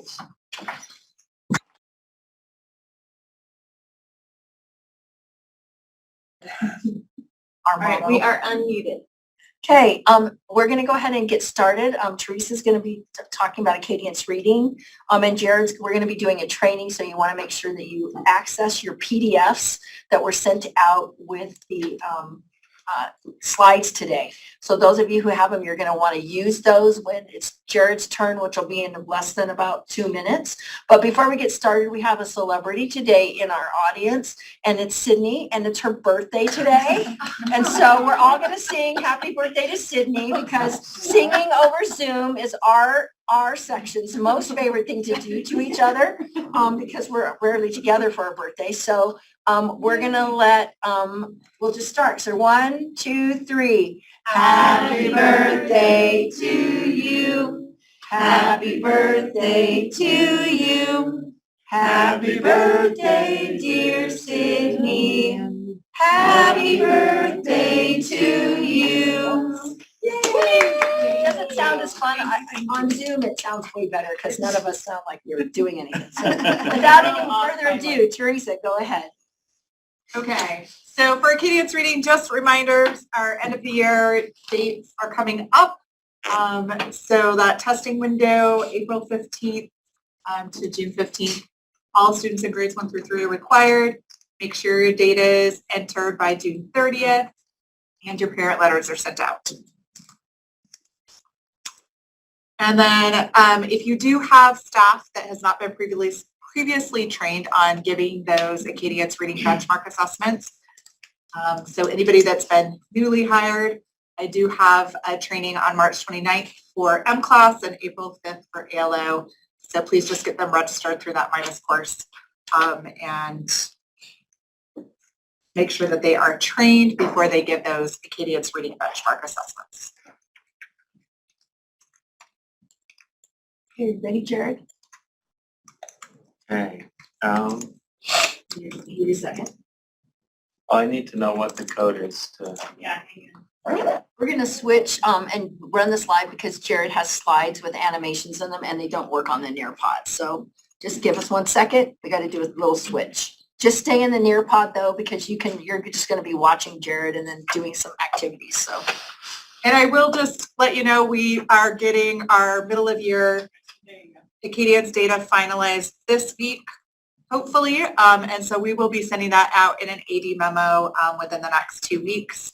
So that you can look at those state and LEA files for Acadience math and reading.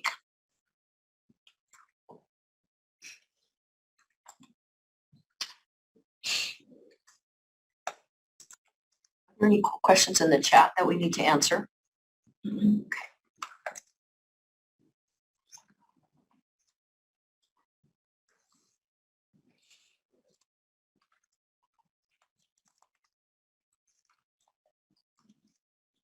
Almost there.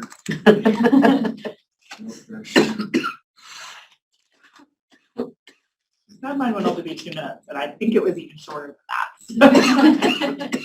Looks like you took the challenge. I did. I didn't have a lot of this. There you go. Okay.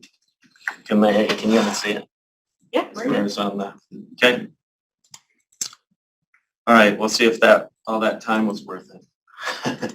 Okay, so I'm going to start off with Acadience math information. As Whitney and I have gone and done some trainings, there are a couple tools that people have found useful, and sometimes they're kind of hidden within things, and so I just wanted to bring those to your attention and kind of run through it so you can see whether it's valuable for your LEA and how that can be used. So the first one is response pattern analysis. And as Kim reminded you, in the email sent by Amy this morning are a couple PDF documents. There is a document about Form A and Form B, and then the actual response pattern analysis form. And we're going to use those as we go through this activity. So if you can get access to those, that's great. All right, so the point of this tool is to dig deeper into certain math skills that a student may or may not be demonstrating, specifically to computation and concepts and applications. And those two measures are administered to grades 2 and up to grade 6. Computation is also in grade 1. But we'll look at this. We're going to focus on grade 2 today. So if you kind of put yourself as you could be an assessment director or thinking as a teacher, you see a student's score here. This is a second grade student. They have a composite score of 46. Their computation score is 11. So that was taking, in the documents I sent, so Form A, they scored a 10, and then in Form B, they scored a 12. So taking the average, they have a computation score of 11. And their concepts and applications score was 24.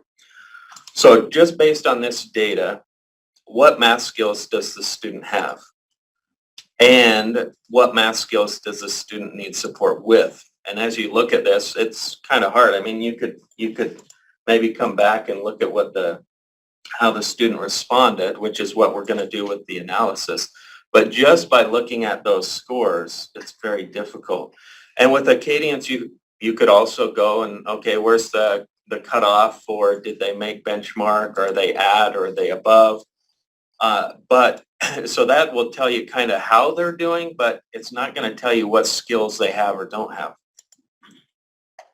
So that's where we're going with this analysis. So the materials that you would need as we go through this are the computation forms that I've provided.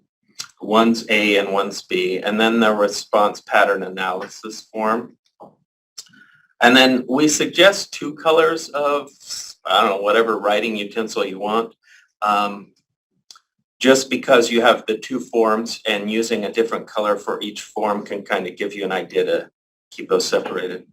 Also, as you, if you're able to pull up those computation forms, I just, that screenshot in there, I wanted to show you how I scored it just to help us in this instance. Since we don't have the teacher key, you don't know if a student's score is all fully correct or if it might be partially correct. Maybe they got 1 or 2 digits right, but others not. So what I've done on the form is the circled number. So you see for 1 and 2 is circled. That means the student got the correct answer on those. The X through number 3 means the student missed that one entirely. And then there's the letter P on 4 and 5, which means the student got 1 or more digits on 4 and 5 correct, but not the full number.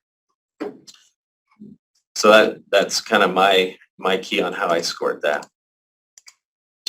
As far as the response pattern analysis form, so the one you see has 2 pages. One is for computation and the other is for concepts and application. We've created this variation so that it has the beginning, middle, and end of year all on one page, so you could do a comparison as you go throughout the year. It also contains the connected standards, the aligned standards to that, to the skills being assessed. What you're seeing on the screen now is the version that is created by Acadians and is found in the student booklets. Again, the this is grades 1 through 6 would have this. And you can see, as I showed you, as far as scoring, what you would do is you would put a circle around the number that's correct, an X if it's incorrect or partially correct. The reason I put a P there on the student form was just so you could see that it was partially correct. And then if you leave it blank if there's no response.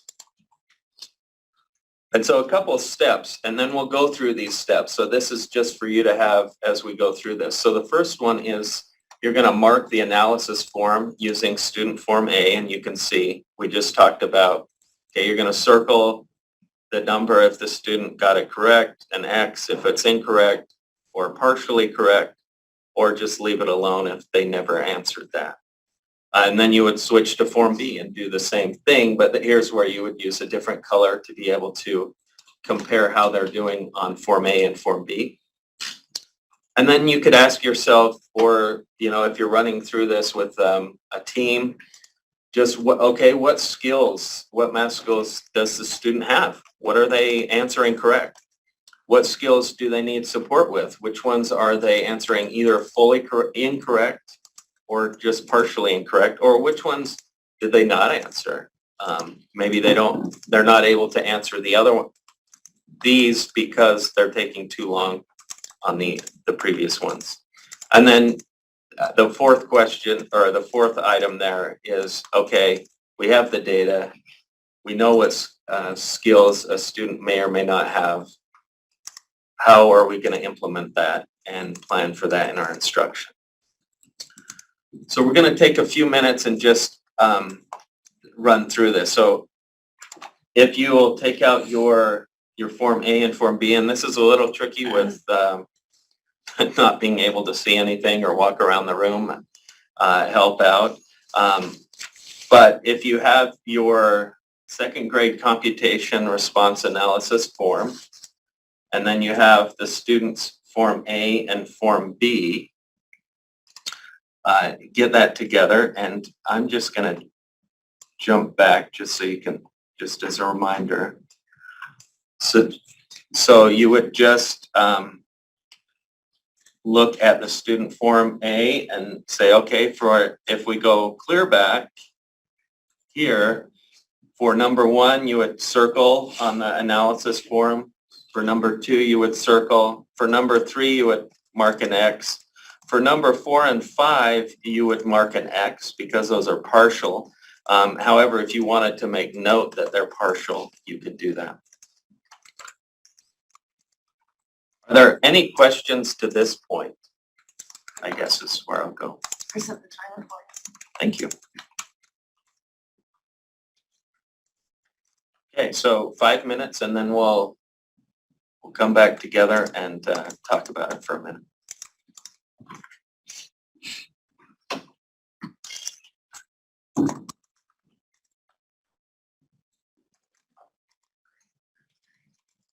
About 2 minutes left in case you want to Good.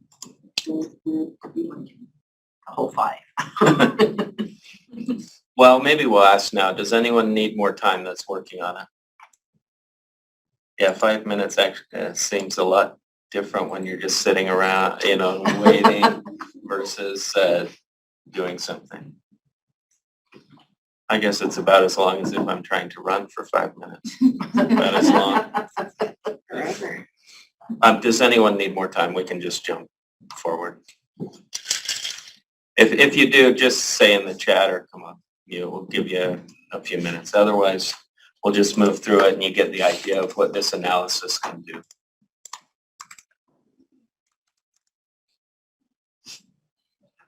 Okay, no comment. So we're going to move forward. So this is what it looks like. I use the same form, use the same data using blue and red. You can see, so as we go through this, obviously, well, depending on the student, you may have information from the beginning of the year that you could look at the middle of the year and say, okay, they still got it, or what happened? They seem to answer everything correct at the beginning, but now they're not. Or maybe some of those numbers you left blank are now being responded to. So you can start to compare. Also, as you go through it and you start to look at those that were missed, you can go over to the right side and say, oh, okay, have we taught this standard yet? Is it coming up? Do I need to reteach and go back? But it gives you a place to do that. As you look at this or your own data, you can think, okay, what skills do they have? And then which skills do I need to support them with? And as you know, the number 6 there, you have a circle and an X. So maybe it's still not, depending on the numbers used in the measure, maybe they are more familiar with certain numbers and can do it easier. So there maybe needs some teaching there. They don't fully have it. So the reflection would be, okay, what skills does a student have? What do they need support with? And then where can I implement that? And we'll just jump back real quick. So looking at this student, I could say, okay, for addition, they seem to get the addition correct most of the time, if not all the time, except there's some addition with larger numbers or more numbers than just 2. So they might need support with that. Also, subtraction seems to be something that they're struggling with. So depending on how you've laid out your progressions for this student and how you're going to teach them, you can hit that the next time coming up. The other tool I wanted to bring to your attention is this big long report title here of Effectiveness of Instructional Support Levels. This is available in ADM and ALO, and it's available for teachers and for administrators. Looks a little different, which I'll show you. So you would go to the class and student reports for the teacher version. And what it looks like, it's kind of complicated when you first look at it this is in ADM, by the way. And this is the whole reason for me jumping in here. So you'll see a student math composite score here. This is what they had at the beginning of the year. And the students, as you can see, are all grouped based on how they scored at the beginning of the year. So you have the green and the yellow and the red separated. And then you have those green, red, and yellow groups so that you can see, okay, here's how they did at the beginning of the year. Now let's compare that to how effective our instruction's been now that we're at the middle of the year. So for the middle of the year, then you see the composite score, and then you also see the different measures, individual measures that a student took.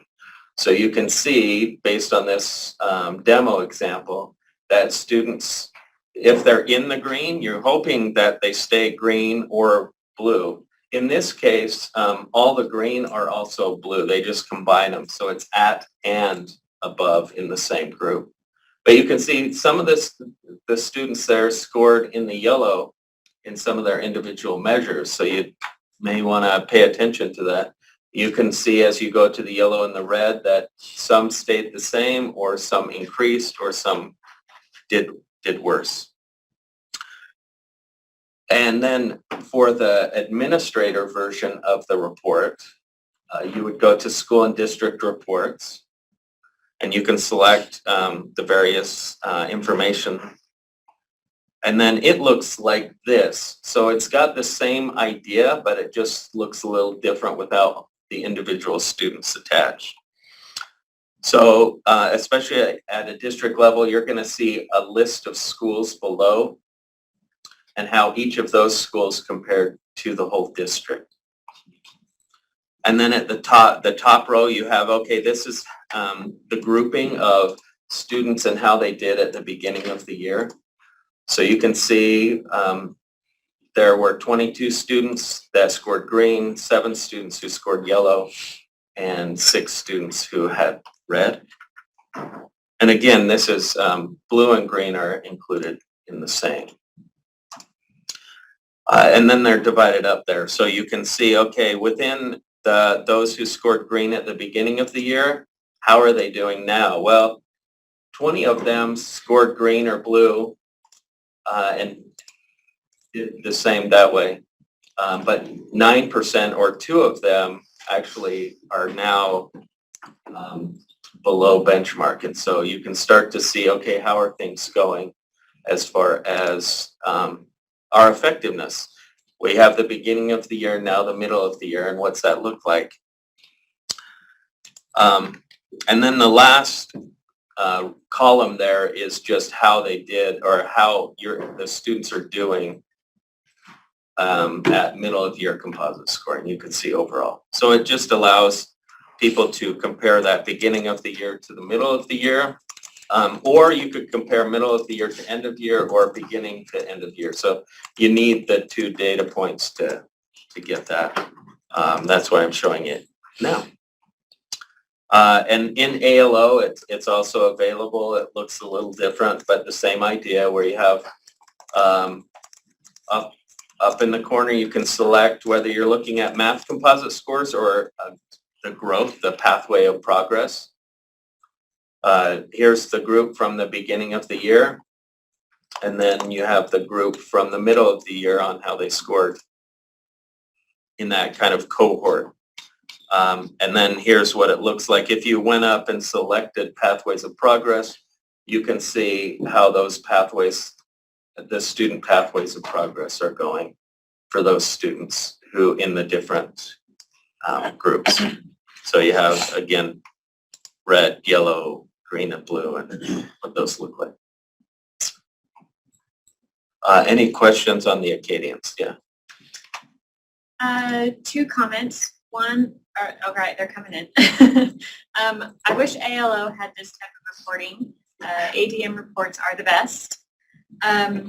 Question, Jared, you all made the response pattern analysis with the BOI, MOI, and EOI sections, or is that available on the Acadians website? We made it based on here. Sorry, I have all these animations. I'm just going back just real quick to that one. So the version I'm showing here is one that we made. It currently isn't available. We're getting it, we're running through the accessibility checks, and we're hoping to have it posted on the UEN website and then share it. It's made for grades 1 through 6, and we can get that out to you. We'll also share them in an AD memo when they're available, hoping next week. And the first part, the skills assessed, comes from yeah, Acadians. We added that standard alignment column is how we adjusted it. correct. We added the alignment of the standards, and we also included BOI, MOI, and EOI all together. If you want to use it now, it is in the student booklet. So you can't, it's not like if you go to the Acadians website, you can't find this separate form. You need to use the student booklet to find it within there.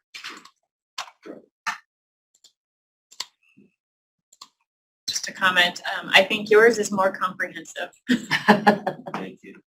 It was a lot of help and a suggestion from Iron County School District, so appreciate their feedback. Yeah, lots of good feedback saying it looks awesome. Okay. All right. As comments come up, we can respond. The last thing I was going to share is for Scott and I. We have 2 new science benchmarks that are available, one in the 4th grade, one in the 6th grade. The links here will take you to the description of them, so you can see that, but they're available. If you have questions, you can ask Scott or I about those. And that's all I have, so. Switch. Stop. You can switch to the new one. And as Emily's switching, if you weren't in the Nearpod, you'll want to join the Nearpod because Elise has a collaborative board coming up that she would like some feedback on.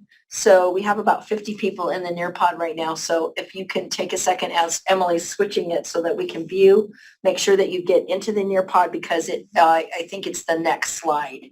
So we'll be asking her for some feedback. So. And there was a comment, they wished ALO had that report that Jared was just talking about. They do, so please email Jared or I, and we're happy to help walk you through how to find that information within the ALO platform, that effectiveness of instruction report. Just really quick question. If we have questions about some of the questions and scoring on Acadian's math, who do we contact? Emily. No, you can contact me. Contact Jared Wright. Yeah. You can contact me. I'll just. And we can work through it depending on the questions. We can set up a virtual meeting or somehow, whether it's email or just actually meet and talk through it. So whatever's best. One last question. Will ADM platform be available next year? 3 says 9, Yeah. yes. Yeah. Do you want me to answer that? Okay. So there may have been some communication. So the ADM platform, for any users who want to purchase it independently, this is the last year it's available. But because we have a state level contract through the end of June of 24 for reading and June of 26 currently for math, then we still have the availability to use ADM as a platform. But new users will likely not be able to. That also is likely if you have been using ADM for 4th through 6th grade math that's outside of our state contract, that likely will not be available for users next year.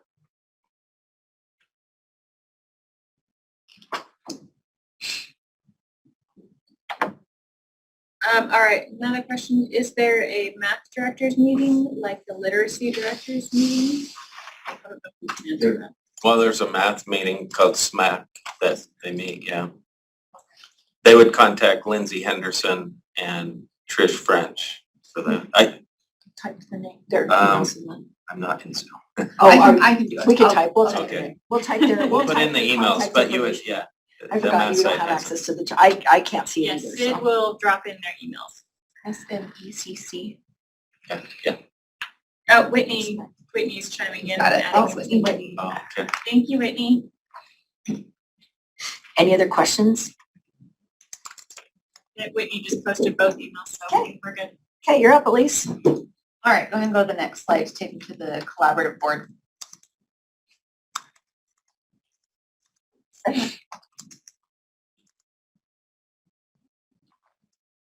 Are you on? Because I'm. No. Yeah, Switched I'm on. Doesn't switch on my computer. There we go. There we go. Nope, it skipped Okay. ahead. It was just taken. And now I don't know what that Delay. That's There we super go. weird. It was All right. working fine. Technical. There we go. There we go. Woo, there we go. For business now. So since both of our windows are open and really we're kind of in the middle, in the thick of our Utah Aspire Plus testing now and just gearing up to start RISE, I would love it, and you might love it as well, if you could just share your number one tip for assessment directors or test administrators that you would give when going into the spring summative session. Like, what would be your number one piece of guidance be? Eat a lot of chocolate is great. Read the TAM, definitely. I would say 80% of the questions that I am asked are answered in the TAM, for sure. If you cover testing ethics in the fall, do a refresher with spring, definitely. Yes. Prepare your testing schedule. Little things come up and you'll have to adjust. Good. Communication with your field. Yeah, I like to call it a celebration. Yep. Share what you know. Don't wait until the last second to check your rosters. Maureen and I will thank you. Yes. We will, definitely. Lots of comments about being prepared.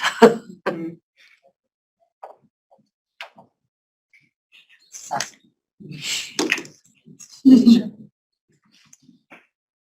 With chocolate. Go with old school headphones to That's eliminate important. possible improprieties, definitely. We all love our really super cool stuff, but those Bluetooth headphones are gonna get us all into a little bit of trouble. So the nice wired ones are just an easy way to alleviate any confusion or issues that may occur there.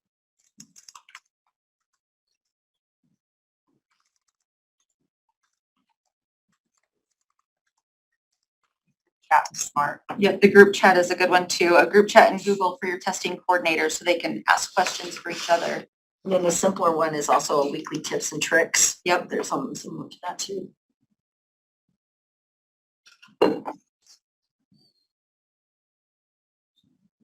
If anything else comes up as we're going through, go ahead and drop it into the chat so that we can share your awesome ideas. I just wanted you to kind of get your thoughts going and to help out some of our newer ADs with what are some great things just to be thinking of as we head into our testing season. For our spring summited window for RISE, it is currently open and runs through June 9th. There is no remote administration for this year, just as a reminder there. You do have 8 weeks within the window to complete your testing.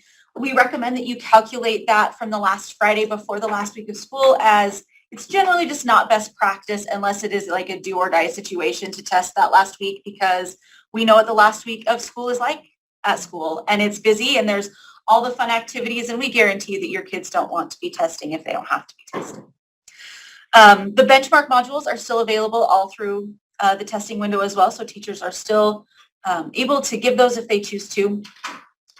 When it comes to the Spanish adaptive functionality, we've had a lot of questions wondering where the language arts one is, and it's not there, and it won't be there. It is for math and science only.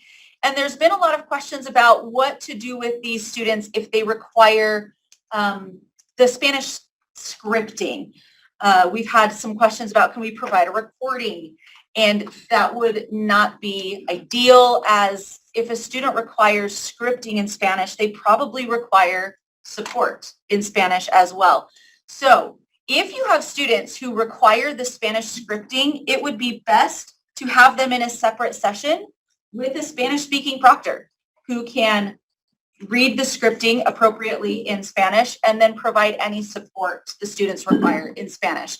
This does not mean that every student taking the Spanish adaptive test needs to be in a separate session. It means that the students who require Spanish scripting or support in the Spanish language be in a separate Spanish section. Does that help clarify? If you still have questions, now's the time. And we're also going to be providing you in the next week some very, very specific guidelines around UA Plus and RISE for students who speak languages other than Spanish. You'll be getting some very specific guidelines about the use of interpreters, all of that. So look at the next AD meeting, the next AD memo. You're definitely going to want to access that and provide that to all of your schools. The thing to think about, and the thing we'll give you as the heads up right now, is that all of these language accommodations are based on how students are receiving instruction in the classroom. So it's not appropriate if you have students who have not had any sort of language interpretation the entire school year to suddenly put them in a test with an interpreter that, especially if all of your assessments have been given in English and the students have been doing that, just because they qualify under our language adaptive guidelines, to suddenly go, this is how we've been instructing them all year long, now we're going to give them an interpreter and to do this for a summited test. You'll get all of this in very detailed guidelines. We've had a lot of emails where you will have this by Tuesday, probably Tuesday at 4 o'clock. So you will be able to look and review. But it's very important that you do think first, how are students receiving their instruction in the classroom as the number one consideration. Thank you. Go ahead and go to the next slide.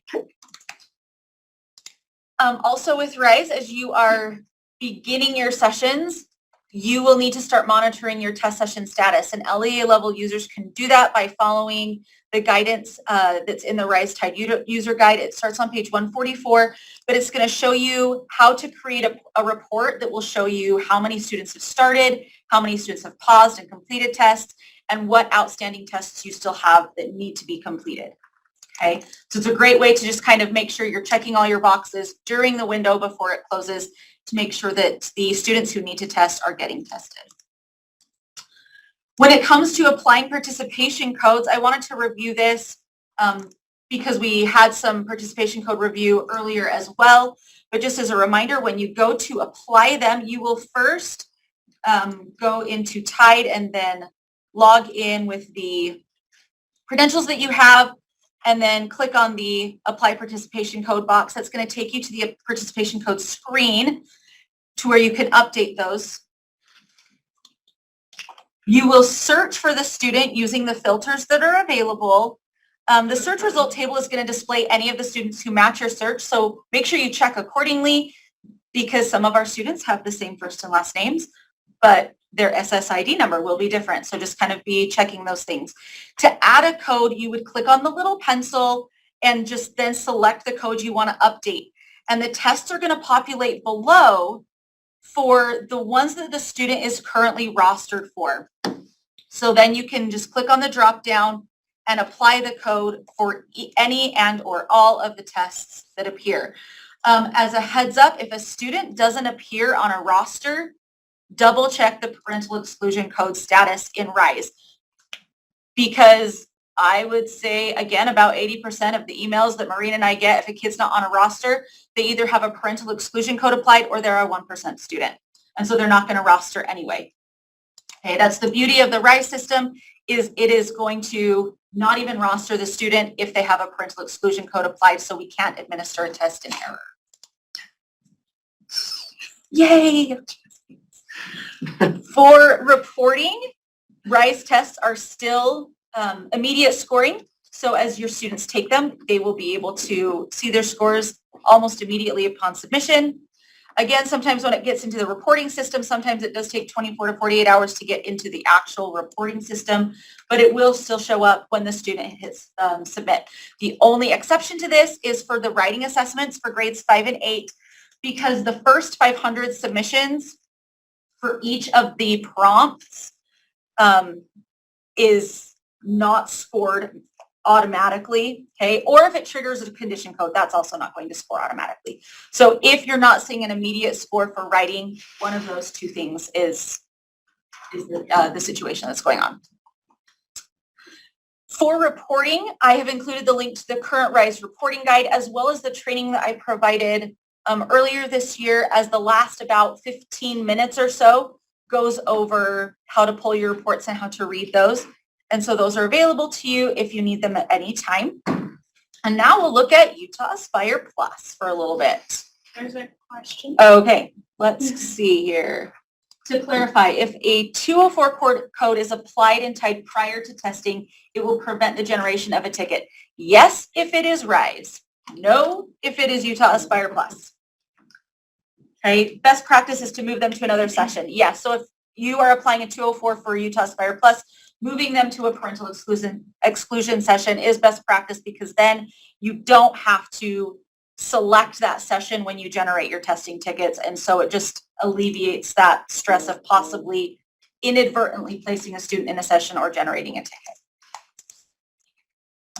Okay, as we're moving into the Utah Aspire Plus accommodations window, we still have a lot of testing going forward. One thing that's come up with AC testing that really applies for UA Plus 2 is really be aware of your additional orders and what materials students need, particularly Braille, or if the student, you need a large print. If it is particularly day of testing, I mean, hopefully you've looked at materials beforehand, but if it's the day of testing and there's a student without materials, make a phone call. Reach out to me, reach out to Utah Aspire Plus, reach out to Elise. There have been instances where days go by and it's discovered, oh yeah, we did not have this. I mean, that's not correct. We need to remedy that situation immediately in I will definitely help navigate that for you. So most people should have placed their additional orders already, but if you haven't, definitely check on that. The TAM is a good resource, pages 44 through 75 for accessibility for UA Plus. And if you still need to submit a special request form, there's a link to that there, and you submit that to myself. My email is linked there. Okay. When you are setting Utah Aspire Plus accommodations, it is imperative that you set the P&P prior to starting a session. If you realize, and this has happened in ACT, and of course it's going to happen in any state assessment, if a student is beginning a test without their IEP dictated accommodations, you really should not proceed with that assessment. I mean, you're violating the student's IEP in that moment. And also I know we've mentioned this earlier in the year, but students do not make unilateral IEP team decisions for their accommodations. There was an instance when we did an observation where a student, we observed that she didn't have her accommodations set on her ACT test. And the student, is like, oh, it's fine. I don't need it. I don't use it. But really, the student can't make that decision. That's a team decision, not a student decision. And that also is just as a little side note there, that's another conversation, especially our high school students. They should be at the table for their IEP meetings and their 504 meetings. And that should be a discussion with the student and the teachers, and parents, everybody that's required to be there. What are the accommodations that students are utilizing during instruction that they need and will use on state assessment? Not, oh, it's state assessment, so let's add these accommodations to the testing. That can really overburden students and complicate things unnecessarily. So listen to students, especially our secondary students. They've probably utilized these accommodations for years, and they have a voice, and legally their voice matters. So we need to listen. Okay, so P&P settings, the accommodations need to be set. If you start a session and the accommodation is not there, it will invalidate the test. Page 124 in the TAM has some guidance on next steps for that. And there is guidance in the TAM about the extended time for P&P settings. That is one thing, we really want to avoid invalidating a test if we have to. But for timing, the TAM discusses that on page 124. If you forgot to offer or enable the student for extended time, if they, the TAM guides you to let the student go ahead and test. And if in the event they do need that extended time, you call Pearson, and the phone number is in the TAM, and they will give you a password to, in the moment, extend that time. Now, of course, you'd want to avoid that situation, but if that happens and you're aware of it now that you already forgot to add that, there's a resolution for it in the TAM. All right, since we went over participation codes and test monitoring with RISE, we're going to do the same with Utah Aspire Plus. So when it comes to applying Utah Aspire Plus participation codes, you need to do that in the student setup menu. And from there, you go to manage student tests. In that section, there will be the little drop-down menu for the participation code where you can apply those. You will notice that student PNP settings also appear on this screen, but they are grayed out. You cannot make changes to a PNP. So it's one of those where sometimes we can get confused thinking we're on the correct screen and we're not actually on the correct screen, because if you go to the PNP screen, you may actually see that participation code option, but it will then also be grayed out. So make sure you're in the correct tab depending on what changes you are trying to make to the student. If they have extended time, they are required to have an alternate location, correct? Yes.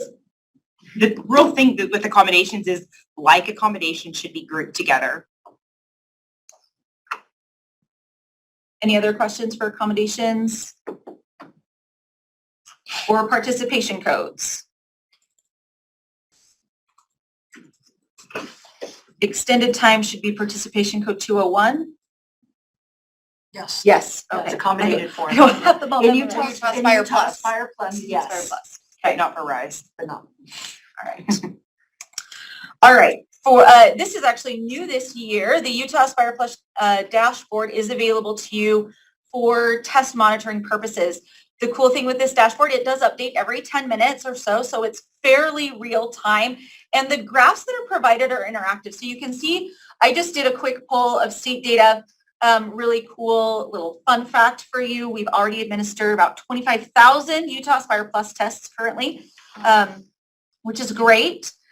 If you were to click on any of the little bars or the arc that appears in the test status here, it shows you the number of students that are applicable in that bar. And then if you click on it, it will take you to a screen that shows you which students are part of that grouping or part of that subset. So use that dashboard to monitor your testing progress and let us know how that goes. For Utah Spire Plus reporting, all content areas have immediate scoring this year. I know you're very excited about that because it's brand new.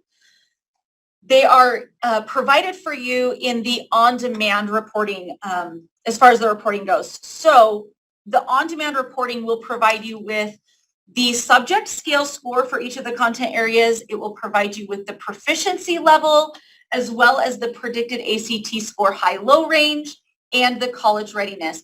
There's also specific guidance in the score interpretation guide for this, but those of you who have submitted any of those 25,000 tests, you're probably already well aware that you can go and click on that on demand and see how well your students are doing and produce those, not produce ISRs yet, but you will have the on-demand reports there. So if you have questions, let me know.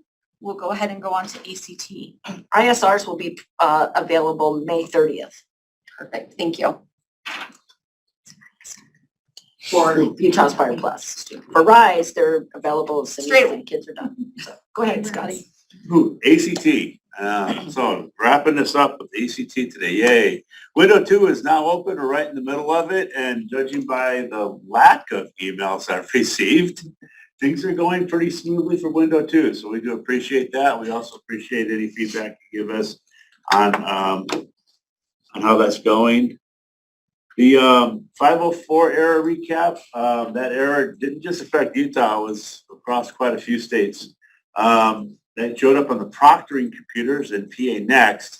It varied in effect. I was in a classroom when that happened. I was actually observing an ACT test, and I noticed it popped up on the proctor's computer. He noticed it. He refreshed the page. It went away. The kids didn't notice anything going on, which was nice in that classroom. But it did vary because in some classrooms it did end up shutting down some student testing. And we had an AD memo that went out about a fix that ACT is doing for the 550 so students in our state that were affected. In that first window, we had over 18,000 tests that actually went through successfully. So that was at least good news for those 18,000. But for the 504, at least ACT is stepping up for those. The big thing was, restarting the computers before you start your testing session might be able to help with that. If something pops up, refresh the page. We always remember to call the Utah-specific ACT help desk. Or unless it's accommodated test, it's a separate number for that. It's on the thing there. And then contact me or Jessica, especially if you're not getting any satisfaction from ACT. Sometimes we can loop in our contacts at ACT and get some things moving a little bit faster for you. We're happy to do that. Testing irregularities, if you're not sure you have one, send a report anyway. Let ACT make the decision. This is right out of ACT. ACT reserves the right to cancel test scores when there's reason to believe the scores are invalid. Proof of misconduct is not required. They're very open about that, very blunt about that.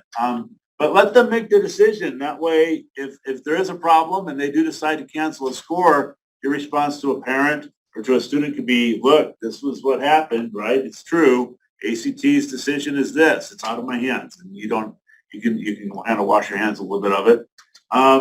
Parental exclusion, we're hearing a lot about parental exclusion in ACT. It seems like it's been on the rise lately. Parental exclusion is a Utah thing. There's no participation code with ACT you need to worry about. You can't, calling ACT won't matter. They'll be like, I don't know what to do with parental exclusion. For paper testing, if you're early enough, you can enroll those students so you don't get materials.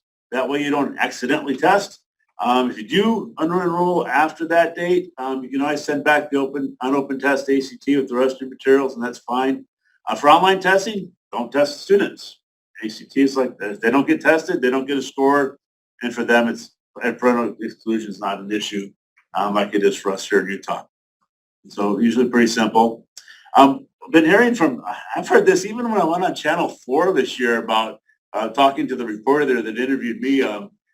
Even her daughter was telling her ACT is not important. I don't need to worry about it. It doesn't count. And so I've even heard students say when I was visiting schools, ACT is not useful. We don't need to take the test. Kids are so smart, I tell you. But they don't know everything that ACT could possibly be used for. It is a tool that is still useful for these students going on, especially if they're going on to college and college ready. It's used to determine scholarships. It's a great way to lose money if you don't take this test. It's used to determine class placements. If you don't want to take remedial math, get a good score on your ACT math. It'll get you into a higher math class, right? That'll also save you money in tuition. So there's a bonus there. It can boost a weak admissions application due to weak GPA. The colleges in Utah might not be using it now, but if you send it, they will. And that's okay. That can help you. It's a great predictor of college success. We've been finding out from ACT directly that across the country as ACT is not being used, that students who score lower on the test are dropping out sooner and incurring thousands of dollars of debt because they typically aren't returning back to school. And so not only did they not get the degree, they now don't have money coming in to help pay the debt and student loans that they took out because they couldn't afford them to begin with. And hey, it doesn't cost anything to do it. So it's a free test. Might as well take advantage of that. It might not be used for admissions now, but we do know that the universities across the country are reconsidering that. And they'll continue to reevaluate that and maybe like MIT decide, we really want to use this test and end up including it again. So that can change. And if students don't take it now and find out a university they want to go to next year is now going to use it, they'll have to then pay for it. So this message you might want to send out to parents. We were very fortunate. Thank you, Tooele School District, for letting us go out and visit. I went to Stansbury High School, and it was fantastic. We did a survey. This was Tooele's first time doing online administration, and so we did this survey and wanted to share some of the results. Overall, I'd say the results were very positive. And so we gave you a consensus of all the responses we got from all the people that helped us proctor this test here. Less paperwork, fewer glitches, increased student focus, smoother transitions. Computer timing, though, that was helpful. It seemed to increase student focus. There's a lot of ease of use. It seemed to be very smooth. Even with the 504 gateway, we noticed it there at the school, but it didn't really affect too many people there at the school we were at anyway. First time administering it, how was the student engagement? Some of these questions had us scratching ahead a little bit, but for most, there was a lot of did really well. It was fine. It was great. There was a lot of that in the answers. Some screens seemed to hurt some of the students' eyes after a while. Students seemed engaged. The one that had me scratching my head, my students report they preferred the paper format. How do they know about the paper format? All of our tests I thought were online. Aren't they? I seem to have an answer like that here on another question. Someone really wants paper. And so we got that from one of our respondents. But we have one, students didn't have a workbook to mark up and do their figuring. I was there in the room when the students took the math test, and the teacher asked them not only at the beginning of the math test, but at the beginning of the whole thing, if they needed scratch paper and a pencil. Script. It's part of the script. They get scratch paper as much as they want, as much as they need. We had a huge stack of it. They have scratch paper, so they might not have the workbook, but please hand out that scratch paper. Let them mark it up. One thing to add, can I just add one thing about this too? Because we get asked this question, I get asked this question constantly.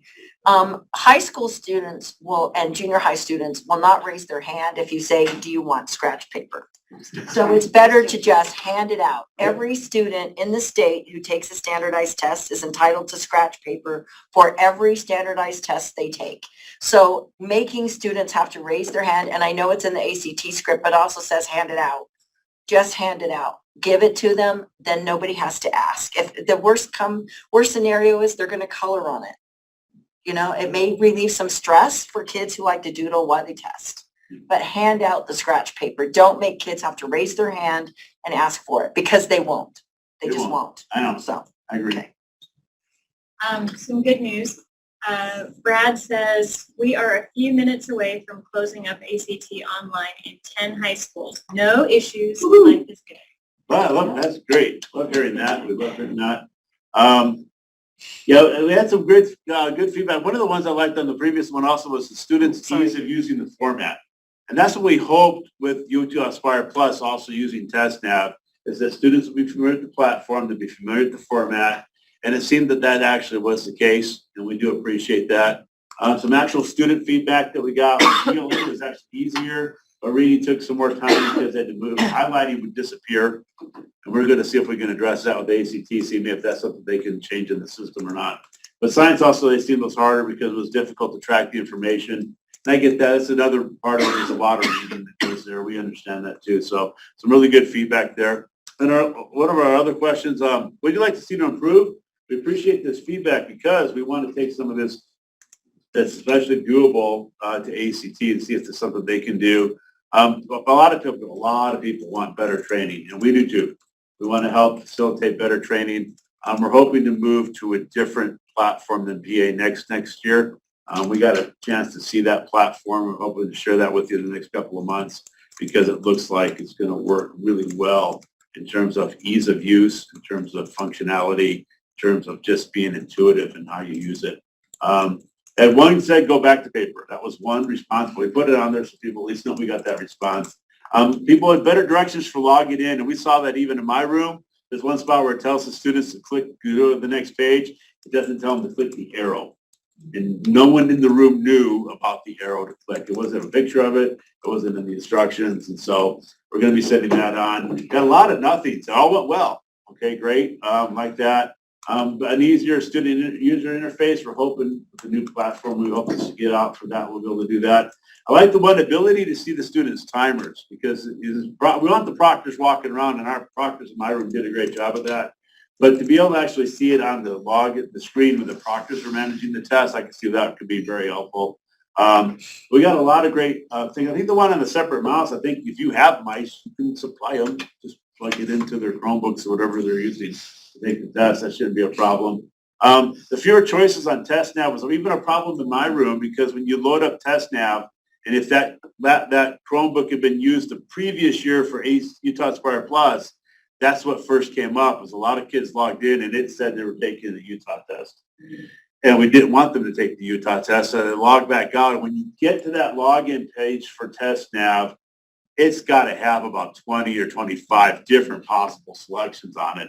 It's almost always one of the top ones on the left for ACT, but they got ACT and they got the pre-ACT and all these other possible selections there that can get you a little confusing. So I agree with that one wholeheartedly because I saw that. But a lot of great things. The last one, their practice test for students. Have you heard of Shmoop?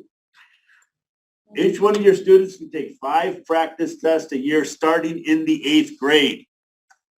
They are available. It is free. You just got to contact Shmoop if you need to get set up there with your district. And we're happy to help facilitate if you need that. But Autumn at shmoop.org is fantastic. Autumn's nice. She's really helpful with that.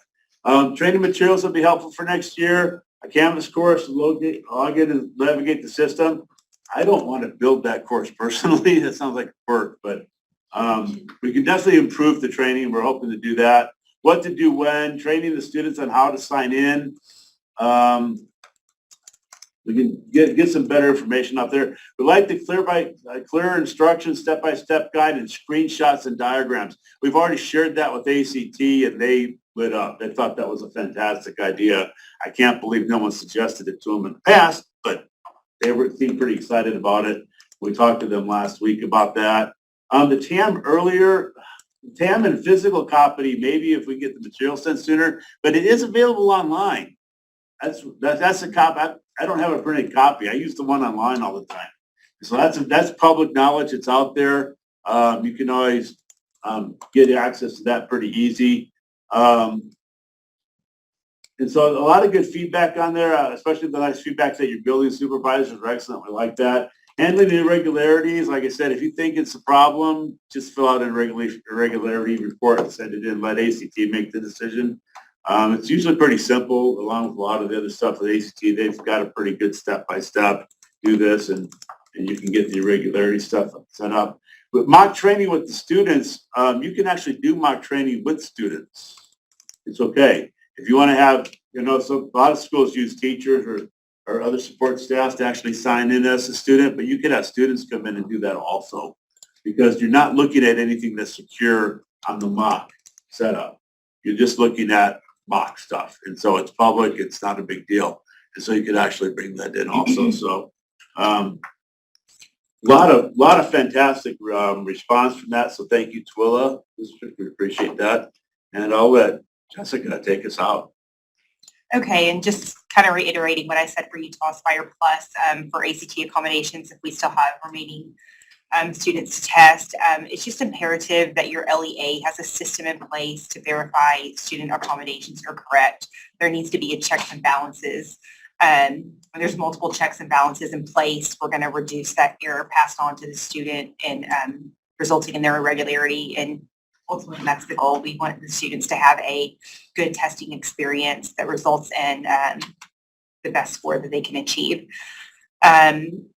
If you have any questions about testing irregularities for accommodations, you can call the Utah ACT Direct line and they can walk you through steps on how to proceed depending on your situation, or email them. You can also reach out to me. And if you know this testing season that you have come to realize a student did test with the ACT without the correct accommodations, you really should take corrective action, even if that testing day has passed, because failing to provide the students with their appropriate accommodations is really a denial of faith, and it needs to be addressed.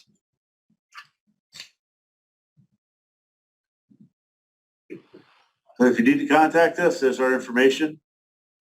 Most of you do know that already. You get a hold of us pretty well, and we appreciate that. So let us know if there's anything we do to help you out. And I think that's the last slide. So yes, everyone have a fantastic day, and let's stare at something you want to say. Yeah, we've got just a few minutes left in our scheduled meeting time. We'll pause to see if there are any questions or comments for the good of the group. Anyone that's attending with us today?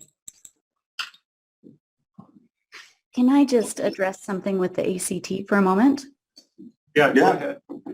So in reference to why students might be opting to not use it, we had an experience this year that was really informative to us. We found that many of Utah's universities are starting to not require the ACT. For most of them, it doesn't hurt the student if the ACT score is sent in. But for one in particular, it can hurt the student, and that's USU. I'm not sure if you're aware of that. Their matrix doesn't show it hurting the student, but if you have a student who has a high GPA and a low ACT, and they're opting for a comprehensive review from USU, and the USU sees their ACT, they will not, it hurts the student, and they will not consider them for the comprehensive review. We had one student who lost about $20,000 in scholarship money this year for that. And a big part of that was my own district's protocols in how we list the ACT score on our transcripts. So we've changed those protocols now. But I just wanted to make you aware. Additionally, some of our other universities across the state, although the ACT won't hurt the students, they only require it for their top scholarship. And so for many of our students, they're opting to not take the stress of the test because they know they're going to SUU, or they know they're going, they know which school they want to go to. and they know they're not a 4.0 student, so they're not going to get the top scholarship anyway. So just from the student's perspective, we also had a student who applied out of state at some schools. And again, our own protocol's fault for having the transcript show their ACT. But those schools, these were California schools, the ACT would have hurt their scholarship. They're in California. Luckily, those universities, when we called them and apologized, it was our fault that it got sent and all of that.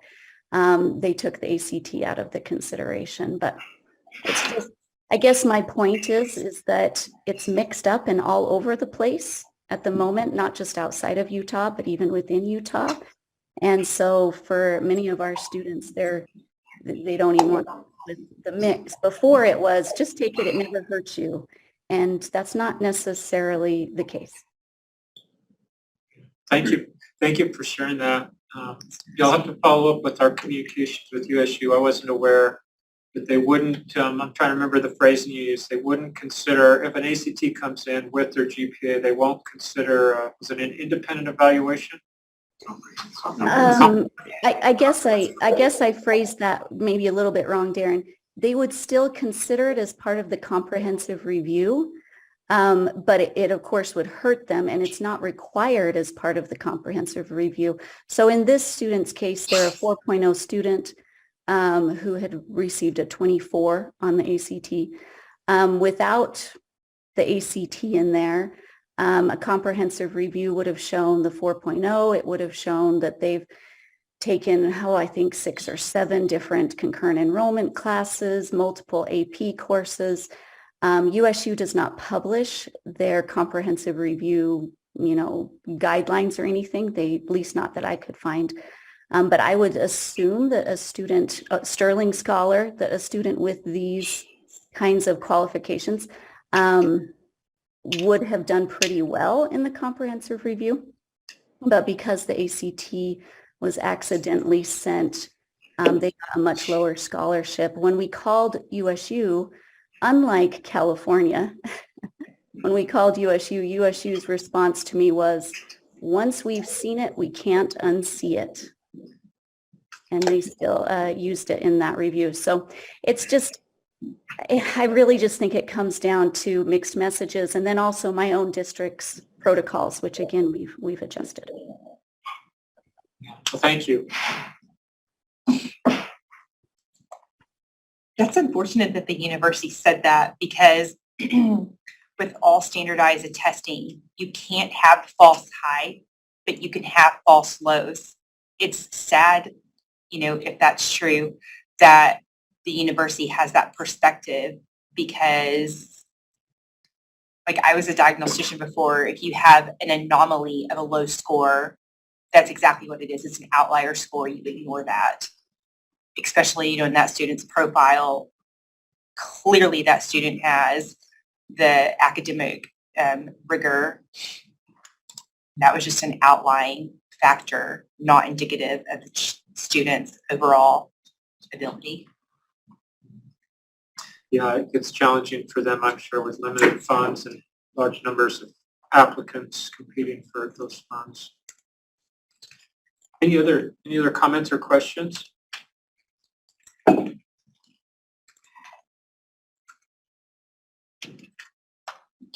All right, I'll end with just expressing my appreciation to the assessment team here at the State Board of Education. Amy for sending out the information so timely and regularly, and Emily for facilitating our meetings so well. If any of you attended our board meeting in March, our committee meetings were held virtually here in 3 different rooms, which is a little different than we've been doing, where they've been hosted virtually without a physical presence here in the building for the committee meetings. And it was very challenging. I was grateful as I watched that we have Emily to help us with our meetings, to be able to function well. Hi, Emily. Well, thank you, and thank you, each of you, for your good work that you do on behalf of our students. Have a good afternoon. Good first week of spring.